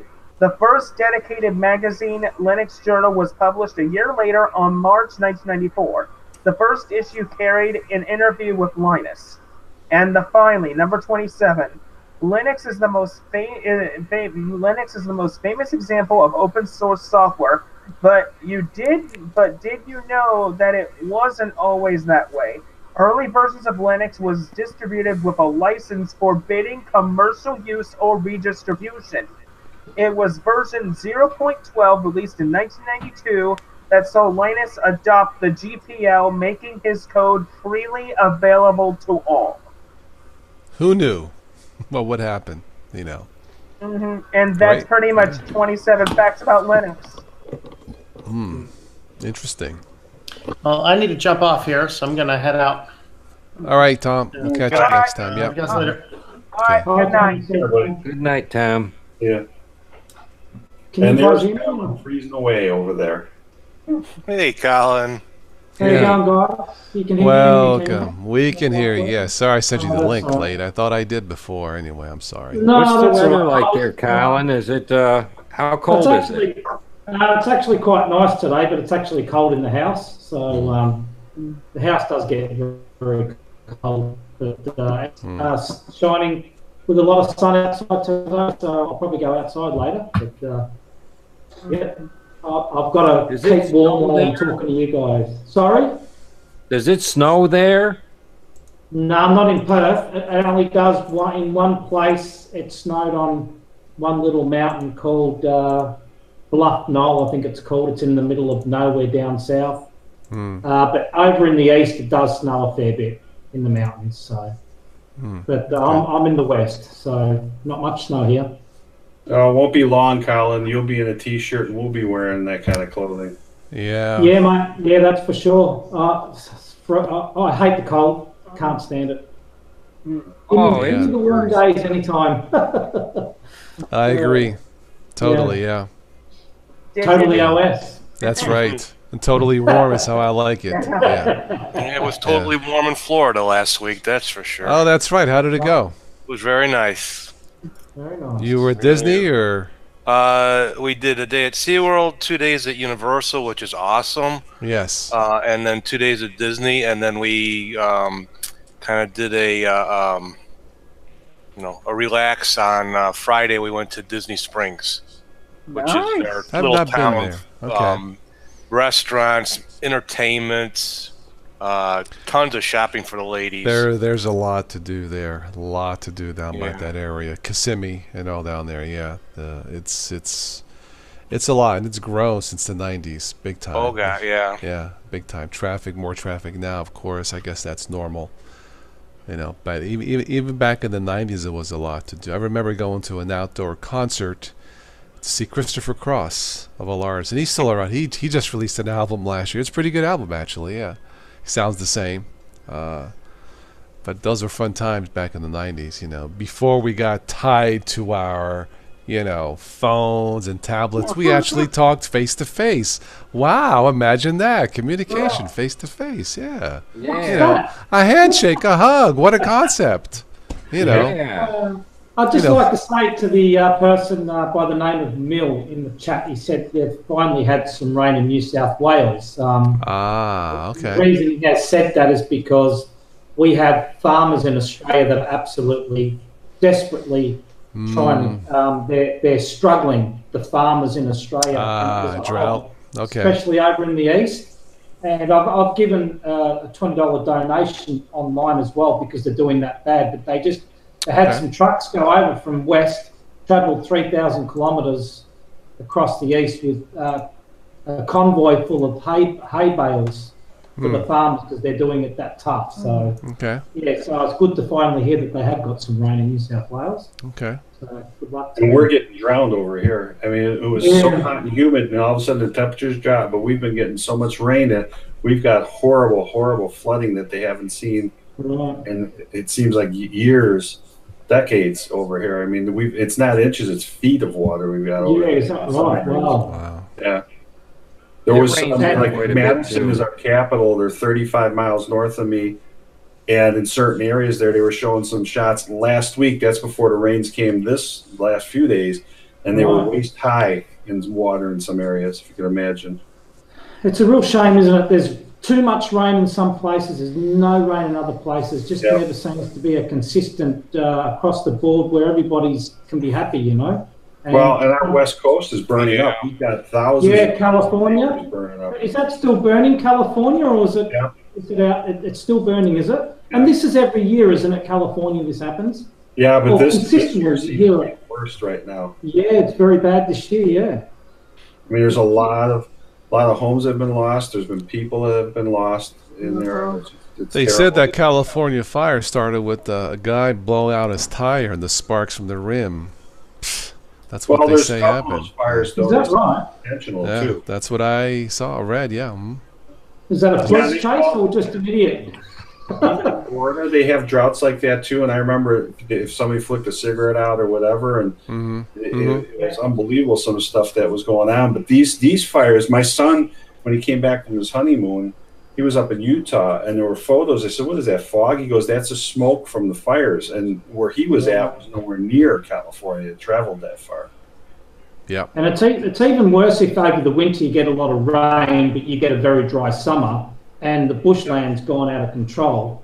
You got no hope when you get that situation too. So yeah, can be pretty ugly. But I mean, what was the guy doing? Was he getting chased by police, or was he just driving with? No, it was from what I read, it was an innocent thing. The tire blew, sparks flew, and I read something. Somebody posted something on Facebook where the people out west sent letters or emails and cards to this family saying, "We know it's not your fault. We're not holding you responsible," which I thought was very nice. You know, it happened. It happened. It's just one of those things. Blew a tire, sparks, and you know, and I think the state hasn't had rain in years, or enough rain in years. Talk about a drought. Yeah. So it can happen. Christ, if somebody farts, it might start a fire. You know, but. You know. Don't get us started on that, TOS, please. I know. No more. I don't have a crap app for tonight yet. There is such a thing as spontaneous combustion. I mean, we've had it here even with house fires where I had years ago when I was contracting, I had to fix a home that was actually a former city worker. Now he's retired. Put a fire in his fireplace. Well, the way the house was built years ago, they only required a 1-inch airspace gap. Well, over time, with the superheated fires and everything, and the heat from the flue, it got what they call a pyrolysis effect to the wood, which dried it out so bad that all of a sudden it caught just from spontaneous combustion, and it went up like a draft. It went up through the wall, over the top of the fireplace, and into the attic, caused a backdraft fire. So we had to take the whole corner and 1/3 of the house apart to fix it. So it was, it was pretty bad. My Lord, that's sad. Yeah. So that's why I'm saying, even these fires, you know, if it's that dry, can start clear, not just spontaneously too. You know? You know, some of the restrictions we have over here, and you probably have the same over there, is you're not allowed to do any grinding, any welding, you know, because those sort of things can set off fires quite easily. So one spark is all it takes. Yeah, a backfire of a car could be right. But some of them, unfortunately, like I said before, were started intentionally too. You know, but absolutely. All right, I'm going to wrap this up here in about 5 minutes or so. So let's make this the last call for comments, and we'll wrap it up for this evening. If I want to say something real quick, make sure everybody you smash that like button. Thank you. If you didn't, and if anybody you didn't catch the not the last live stream, the one before, we were talking about a very important thing 2 live streams ago. The hot car. The infant deaths in hot cars, kids being left in hot cars, parents forgetting or other. It doesn't make sense. I could never imagine myself doing that, and I never did it when my son was born almost 20 years ago. But it's happening. It's getting worse from what I've read, and it is preventable. It happens over here too, TOS, and mothers who go to casinos leave their kids in cars. You know what I mean? You know, the simplest thing, if a parent or someone is prone to just for whatever reason, and it's pointless to criticize, chastise, or berate someone after it happens, because the kid's gone. So what's the point? You want to talk about it before to prevent it. So the easiest thing to do is grab yourself a bunch of Post-it notes, you know, the sticky things, and write on it, "I'm a jackass." Put it on the dash. And if you feel offended by that, just put the yellow Post-it note and write nothing on it. Just that as a reminder, right? Might prevent, you know. So. Or if you have a cell phone, put it in the back of the car as a reminder to look back there. Well, the problem is with that, and I mentioned that, but then I thought about, well, what if you're getting a text? Oh, I want this text to me crash. You know what I mean? So I'm not sure if that's, you know, but I guess anything is better than nothing. But seriously, just put a Post-it note on the dash, a blank, just to remind you. Oh, that's what it's there for. It's for the baby or, you know, whoever. Yeah, I mean, that in itself amazes me that you have to do anything to remind yourself that you have your child. Yeah, that's Seriously? Absolutely. We have a law they put on the books that states that if you find a child in a hot car unattended by an adult, you are allowed to go break a window and rescue Yes. that Yeah. child. Mm-hmm. Well, yes. that's even as true of animals now too. They're doing more of Yeah, that. I believe so. That's right. I think so. Yeah. You're right, Joe. Yeah. You're allowed to do this with no questions asked. You will not be any Well, judge will look the other way. you are saving a life. So how can they charge you to save a life? I mean, doesn't make sense. That's right. But that's a good law. Yeah, I mean, I've never witnessed it personally, and I lived in Florida almost 10 years, but it never crossed. Of course, this was before, the distraction of internet, phones, tablets, this and that and the other thing. There was nothing like that in the 90s, If you ever want to know a good thing to carry for not only for saving somebody else, but even yourself when it comes to breaking a car window, it's one of those snap punches where if you push down and like if you want to put a punch for putting an indent or a mark, you're going to drill a hole or whatever. Center punch. It's a snap punch. That you put that against the window and you push it, and it'll pop that window just like that. And the reason why I say that is because if you ever have an incident where you lose control and wind up in a river and your car's sinking, a lot of times the pressure, and especially if the car loses power with power windows nowadays, and the crank windows, even the crank windows would malfunction. So yeah. It's a valuable tool to have in there. It's small and you can keep it, on a keychain or whatever, So right. Because a lot of times you ever see where even these police with batons, they're trying to break a window of a criminal or whatever, and it's taking multiple hits. Yep. Or this thing, one shot against the glass and it's done. Right. Yeah. Drill tip slogan will work too. Okay. But yeah, like I was saying, if any one of you guys didn't catch that live stream, you might want to go watch it. It is a very important. I was thinking about that this week of the top videos that I've done. And I don't mean money wise, but I mean the most important ones or the most valuable, as it were. Stop cyberbullying. Preventing babies, hot car deaths, and that one with Stephanie Forian was a lot of fun. That concert. So those are my top 3 videos in over 8 years. Yeah. If you can get her back next year, we can have another concert. Well, sometimes she comes back around the holidays, depending on her concert schedule. So we'll see if she comes back the holidays. I'll let you guys know. If not, it'll be next summer. Yeah. She uploaded a very short video to yes, she was testing a little guitar. She was testing a bass guitar. That's right, she was too, and I said, extended version, please. Yeah, I saw that. She also posted something on Facebook. She's driven almost 18 hours for her North Sea tour. So I wrote, right, and I said, well, you're driven to succeed, haha, yeah, she keeps busy between the driving. That's the life of an unsigned artist. I think she's due for a break. I mean, for a steady gig, as it were. She deserves it, and I'm giving her as much exposure as I possibly can. And I know she sold some CDs 2 weeks ago, and good for her. And she deserves it. And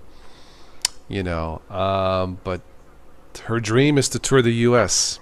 So share her name, share her music, tell everybody, buy her songs, because she said as far as the States goes, music and newbies in the world, they look at numbers, they look at the amount of downloads, songs sold, and they look at that. And if they see the numbers go up, they'll be calling her. So I could use the music on my YouTube videos if I wanted to, can I? Is that okay to do that? Yeah, okay. As like a background thing, or not really? Well, what I do is, like, sometimes I'll take like her song or a bit of one of her songs, put it on my video. Now, my AdSense is demonetized because all the ads go to her, to the artist, or whoever is selling them, and that's fine. It's not a copyright strike. It's called something else. Well, I'm not monetized, so that's okay, isn't it? Okay, yeah, fine. It's called a copyright claim. Because sometimes I'll forget to demonetize that video, but it says this has been demonetized. And even if I don't monetize, it'll say a copyright claim for this video because of the artist. It's not a strike. It's just a claim. What that means is, and YouTube says, don't worry, everything's cool. But basically what they're saying is, hey, thank you for using this artist's music, but the AdSense or whatever revenue goes to the artist. Yes. That's how I read it. And that's fine. I've got one of those on one of my videos. Only one. Must have been when I first started. I used some music that I maybe in that sense, because I wasn't sure about that. And it just says you've got copyright music or something. Yeah. So and must have, and I think they put ads on your video as well, is it? They do, whoever, right? I mean, it's fine with me, you know. Yeah. Because that's the whole point, is to get the artist more money, more exposure. Yeah. So, all right. you know. Well, I mean, because I could put some of her music on my YouTube videos and put her name on the show notes.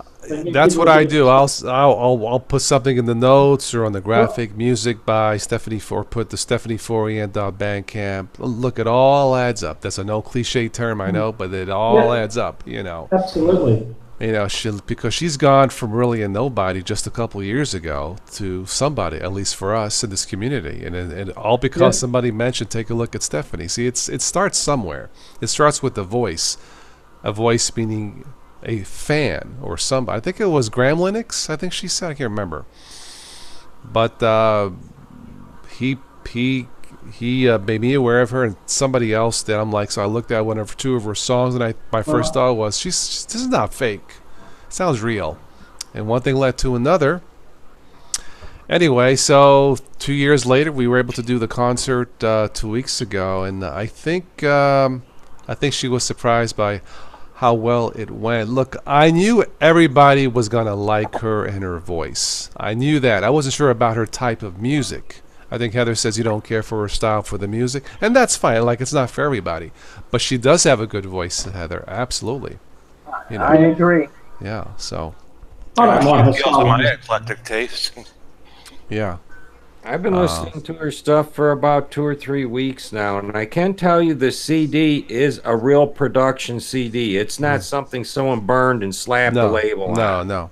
It's the real deal. No, she told me how much it cost, and I won't give it away, but it was expensive. She spent a lot of money on I know that how much it cost. Yeah, it's not cheap. Is that the Sweet Insomnia one you're talking about then? Yeah. Yeah, I bought that from her. Yeah, I have it, the week before. Yeah. So Yeah, you have this one, don't you, Colin? Yep, that's the one. Yeah. I didn't buy the actual CD. I just downloaded it on the internet. Okay. I did too, but she also sent this in the mail too because I purchased the CD and got the free download as well. It looks like she signed it for you. Did she sign it or something?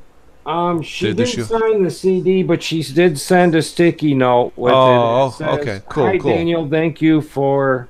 I can't read without my glasses. Oh, she probably didn't mean to mark on the CD cover or anything, maybe. I didn't ask her to. She supplied the sticky note as a bonus. Okay, cool. It says, hi, Daniel, thank you so much for the support. I hope you enjoy the album, Stephanie. Yeah. Nice. No, she does keep track of that on the Bandcamp website. Yeah, the Bandcamp. Yeah. I'm still waiting for the bits and pieces to come in the mail. Okay. Do you have to order have to order the actual CD physically if you want it, or I don't know. I just if you order the CD, you get the downloads for free while you're waiting for the CD. Yeah. On that CD, by the way, Bits and P, there's a song called "The Sun." I think it's a beautiful song. It is. Yeah, beautiful song. Sergey says, ask Stephanie to write a song, Save Slackware. And with the money she'll win, she could help Patrick. Well, she's probably too busy doing other things, but that's a great comment there, Sergey. Yeah, Save Slackware. She could probably do it too if she had the time. See, that's the downfall of doing it, because she's on call like a doctor. There's a job, there's a job. Because if she had a contract, say for a year, a set schedule, she could probably have time to do something like this.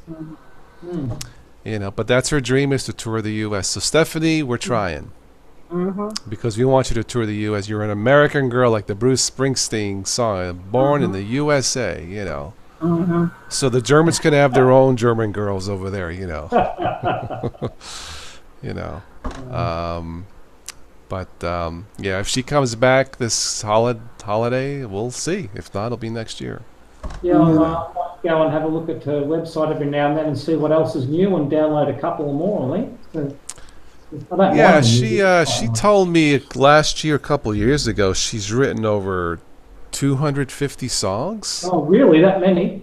She says it just comes out of her. She's got a gift. She's got a blessing from the Lord or whatever. Some people have, haven't they? She just has it. Yeah. Now she says not necessarily all her good songs, as it were, but for the Sweet Insomnia song, she recorded 25 songs, and then she picked what the top 10 were for the CD. I guess that's how it works. You go in the studio, you have a bunch of songs, and we just cut this out and put it on there. How did she know what the top 10 was? How did she know that? Part of it she went by guts. Part of it she went by what fans like myself were saying, friends, family, personal favorites. The Sweet Insomnia, which was the hit, that was the last song written at the last minute. She told me. I think she says it was right before flying back to Germany. She thought of the title. Right. So figure that out, and it sounds like a top 40 song, you know. Yeah. But that's how she picks the songs. Now for the next one, she's asking for more input from us. And so far, the 4 songs she's picked, I think, are great. That one new song she did 2 weeks ago definitely should be on the. Stephanie, put that on there. I forget what it's called. It was a fast song. Give me a reason to stay here or something. Or something like that. But so she's got about 4 or 5 songs ready to go. But you know, it takes time. Maybe the writing part for her is easy because it's natural. The time-consuming part is renting the studio space, getting the musicians, paying for all of that. You know, so. Carmine, is she, not to be personal, but is she married because that she travels like this, or is she, you know, does she? I think she's single. Yeah, because I was gonna say that you know, that can be kind of difficult too if it's 2 different locations, because you said she's overseas a lot, and I didn't know if that was where her primary residence was or not. Yeah, her mum lives in America, isn't it? Her parents do, but she lives in Germany, right? Isn't that how it works? No, yeah. Yeah. Okay. Have you heard of a group called Taxi Ride? They're an Australian group. Now, from what I remember of them, they were a bunch of guys that made some music, and I think they knew somebody that drove a taxi. So the guy would play their music in the taxi. They made all this music, and I think one guy got in that was from the music industry and said, "Where did the music come from?" And he found out, and he got these guys to come in and put their music and make it professional, right? That's why the group's called Taxi Ride. Quite an interesting. Okay. Yeah. Interesting story, that one. You mentioned taxi. Me and her did a news and nonsense, and this joke popped into my head. But bank robbers or something about thieves. They rob a place. They flag down a taxi, but they don't pay the driver. So I asked Stephanie to think of a joke, and she says, "Crime doesn't pay." That was a good one. Maybe that popped into my head all of a sudden, you know. Anyway, but yeah, she deserves a shot here at the States. I think the people as a whole, as general popular, I think they will like her because she's sincere and she's got the real voice. It's not fake. I think again, people are just dying for a sense of reality. The real deal, and not all this nonsense we see on TV. So, you know, but that's my opinion. So, you know, so Stephanie, you're welcome back anytime. You know. All right. So last call here. We'll wrap it up for this evening. We still have 31 people sticking around after all this nonsense. Thank you.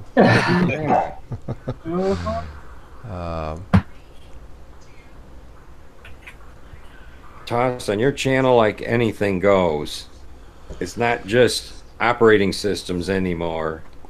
You know what? Whatever informs people, educates people, puts a smile on their face, entertains them, as long as it's real, You know what I mean? Just none of this. That's fine with me. That's why the name Total. I put Total in there. You know. The one thing this channel is known for is real, raw, educational information, no script required. Well, I mean, I think a certain percentage of the population wants that, and there's a hunger for it. Because if they want nonsense, real nonsense, they can just turn on the boob tube, you know. Not that kind of boob tube, you know what I mean. You couldn't be more spot, TOS. My dad used to call it the idiot box. Okay, yeah. We call it the same thing. Sure. Yeah. It's just nothing but nonsense on there, I'm telling you right now. I don't watch it much anymore. Yeah. I watch my sports, my Aussie footy, Australian rules, and that's just pretty much about it. Every now and then I don't watch a lot of I'll watch History Channel, National Geographic, PBS. Like tonight they had Tom Jones on, of all things. I was watching that a little bit. Some of the news, you know, to catch up with what's going on in the world. Some of it I'll catch it on online, like that bridge collapse in Italy and Genoa is very sad. Yeah. Like stuff like that. Yeah, that was really bad, eh? Well, from what I read, they knew about that bridge in 2012, and the politicians couldn't get together. So again, politics got in the way, and that's from what I read. I don't live there, but it doesn't surprise me, you know. No, well, I've seen, what was it, came up on Facebook. You see some news on Facebook, and I think it was Facebook or the news on TV, I can't remember where it was. And one of the guys, I think it was in Italy, said that he said 12 years ago this will collapse. He actually said it. So that was interesting. Yeah. It needed major repairs, and they kept putting it off, or passing the buck, as it were. It didn't have to happen. So, but you know, I know it's going to happen here, unfortunately. Never underestimate the power of stupidity, and that sounds like a joke, but because that was stupid for the powers that be to let that happen, and that's what I mean by the power of stupidity. It sounds like, well, what can stupid do? Well, look at the bridge, you know. Well, is it stupid, or is it just, I don't know, you know, every politician and government in the world has got no money, but you know, they can fork up money when it comes to buying all your... You know, I think human beings are inherently kind and good and want to do the right thing, but there's also that inherent capacity to do evil, even when they don't mean to do, for whatever reason, because we're imperfect, because of survival, because of you just don't care anymore for whatever reason. And you know, that's always been there, and sadly, you know. But us as a community, we have a choice. You know, choose love over hate, choose peace over war, choose to say nothing over a false tongue, as it were. The love of money kind of rules into all this. Yeah. Well, some of it is laziness too. Now, granted, there was no loss of life, but it was probably, I'm going to say, back in the 90s, I think, Chicago. There was there's one of the guys' jobs was to inspect the tunnel areas, and Chicago. A lot of people know about Chicago Fire. A lot of people don't realize that Chicago was actually built on top of the old city that burned down. That's why that's where the vaulted sidewalks come from and all that. That's, you know, you ever see in the movies where it looks like they walked on a set of stairs below the street level to get into a building. In Chicago, that's what that's from. And then there's a lot of tunnelways that run through there. And one of the inspectors got lazy, didn't do his job checking the walls and whatever, were like Michigan, you know, was outside the other side of the wall, and sure enough it failed, and the entire city was starting to flood down there, which cost a lot of revenue loss to businesses. Could have been much worse. I mean, they had to have divers down there. It was amazing how they did what they did in such a short time, but the undertaking it took, and it could have been much worse. Now, granted, like I said, there was no loss of life. Could it have been? Possibly, depending on how bad that breach got. A couple years during the presidential election, I was watching Jesse Ventura used to have a show called Off the Grid on the internet. I think it was called Off the Grid. Okay, and he says something that still stuck with me. He says, if a company or a person or a family, if that living person, company, cannot live on $100 million a year, then what the heck is your problem? Yeah. What is wrong with you? Does anybody need $100 million a year? Does anybody need, I mean, does anybody need any more than $200,000 a year to live? Not in this country. If I had $200,000 a year, I'd be prosperous. Well, I think for some it's that quest to I can do more. It's like a contest. It's like an achievement, you know. Well, you know, people starving is not an achievement. Homelessness is not an achievement. Nope. You know. Yeah, but it's all around the world, TOS, and even in first world countries, homelessness, and it makes me wonder why that is the case. I mean, they got money to spend on all their big toys for wars and all that. I mean, if we just decided not to have wars, you wouldn't need to worry about spending that money, right? I mean, do we really need to have wars, or do they plan these things? That's wars, a good question, you know. I mean, well, wars is the result of the inability of man to love man. yeah. It's that simple, you know. And probably, I don't know if you've heard, TOS, but the biggest joke going around at the moment, if you want to hear a really good joke, Australian government. Okay. There you go. I don't know if you've seen anything about it, but at the moment, you know how they say change your batteries on your alarm every year? Well, now they're saying change your batteries on your alarm every time the Australian government changes their leader. Oh, jeez. Okay. Yeah, there's that one kind of crazy guy. Well, we were watching John Oliver on HBO, and he's a hoot. I thought our guy was bad. Yeah.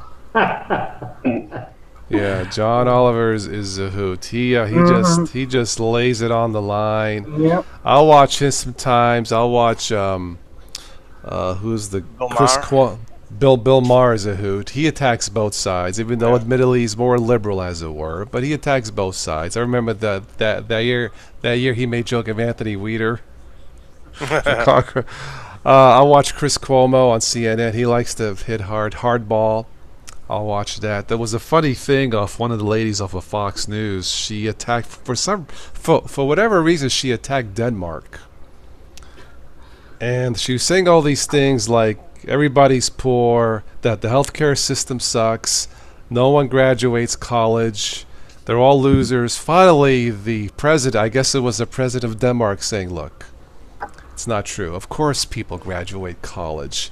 Yes, we do have healthcare. We want our people to be healthy. Duh." You know, I mean, he just shot down every stupid thing that other network said. You know, and it's like, but you know what? I guess it sells ads. It brings in viewerships. You know, it promotes hatred for contempt for another's, you know, culture, and there's no reason for that. You know, enough. You know, I mean, how many wars do we need to say, oh, I guess fighting doesn't work. Maybe we should stop that. I'm looking at my clock here, and I'm going to be getting off here before I do. I appreciate you guys' time. Thank you. Everybody in the comments, support TOS. Thank Smash you. that like button. That's all I got to say about that. Thank you. Yeah, I know we got a little bit off topic here, but that's okay. We're all family here. Just a little bit. At least there was no crap tonight, haha. All right, it was good catching up with you guys this week. All right, Steve. Yeah. Okay. I'll catch you later, Steve. Okay. All right. Friends. Well, I have nothing else to add for tonight. Anybody in the chat? This really is the last call because I'm going to go to bed here. We can jump off and do a bit of crap chatting. Crap chat, yeah, right. A crap chat, yeah. I know Silent Reboot came in late. Hi, Silent. Well, I'm getting off here right now, so have a good night. Have a good one. Take care. You too. But yeah, when I get that Google Nexus 6P in next week, hopefully I'll get it, and I'll let you guys know how it works out. You know, I'll have a pure Android phone. I can't wait. Pure Android. Ooh. What are you using now? I got the old HTC One, the HTC Max. Yeah, it still has one of the best set of speakers on the market. Still, it blows even the iPhone. This blows the iPhone speakers away still. But you know, it's Android 4. Come Oh, on, that was HTC. HTC. Which one was that one? Because The yeah, Max. Max, it was their largest phone. yeah, everyone was raving about the speakers on that thing. Oh, that's why Terrific. you don't want to get rid of it, isn't it? Why get rid of it? Well, it only has 1.5 gigs of RAM, and I keep adding apps like email apps and Instagram. It bogs it down. It freezes. I'm like, HTC, what the bleep were you thinking, man? You have a flagship phone, and you put in 1.5 gigs of RAM? Really? It's in the design TOS. They're designed to actually just get slower and slower, so we buy new phones. Hence the reason why they keep bringing out new phones. Well, HTC is in trouble, from what I understand. But somebody said right? HTC stands for Help This Company. But they used to be the darling of the Android world, but they just made some stupid decisions. Well, I don't know what happened. But I mean, Google with the Nexus and the Pixel have done very well on the Android. So has Samsung. Of course, Apple's got their own iPhone, but no, there's still room for wonderful Android phone makers out there. If somebody else wants to jump in, there's still room. But HTC, they freaking botched it. But it freezes up. I'm like, I did press this. Oh, now come on, you know. I mean, this wasn't like $100 cheapy phone. This is, was a flagship phone at the time. But that being said, I just got tired of it bogging down. So, yeah, Silent Boot. Yeah, HTC 10 has wonderful 24-bit audio. Okay, sounds great. I believe you. That they just can't build the rest of it right. I don't know. Anyway, I haven't really looked at the Google Pixel. I'm not sure how good that is. But I've heard good things. It's pure Android, one of the best phones on the market, great camera. Then the Nexus 6P was right below that. Yeah. That's why I got the Nexus 6P, and but I've heard good things about the Pixel. Those who have the Pixel now can get the latest Android, like right now. Because all the Nexus phones are very well supported by custom ROMs too, aren't they? That's what I heard, yes. They always seem to get the custom ROMs all the time first. I believe the 6P will upgrade to the latest Android, even 3 years later. Imagine that. But I'm just looking for speed and stability. I just want to, when I click it, I want it to go work now and not wait. And this one here, when I'm playing music with my Bluetooth, as I'm walking, the music skips. I'm like, really, HTC? The music skips just walking. Carmen, I got a question. It's a little different than what you're talking about. Yeah. Curious about something. I should have asked it earlier. I don't know why it didn't come to me. Has anybody experienced with Firefox? When you open it up, it seems like it takes a bit for it to get going. I mean, it'll open up like on mine because I thought, well, maybe it was just the one machine, but I've got Ubuntu Mate on here and Peppermint 9 on the other one, totally different machines. They act the same way. Or if you go to a page and it sits there and it takes probably 15 or 20 seconds to load. I won't say that, but it does seem Firefox is not as fast as what it should be. I will say that something is not. Three distros that I've actually tested on real hardware, it seemed like Firefox just hung when you started. Google Chrome continues to fly; it just zips. I think Opera is pretty good too, but Firefox, I mean, it works, but like you're saying, it does seem a little bit more, almost like it's bloated. I won't say bloated, but it just seems like it's not as, Well, at first I thought maybe it was a plugin, but I use the same plugins. I use Chromium. And and then I have Firefox independently for other reasons. I go to it from time to time, but I have the same plugins in there. I've got the ad blocker in there. I've got the other things, and I turn them on and off when I need to turn them on. I have noticed that, Joe. It's not just you. I don't know what's going on. Especially if you open a couple of tabs or whatever. I don't know what it is, but you'll see it spinning and spinning like it's just loading a whole bunch of garbage.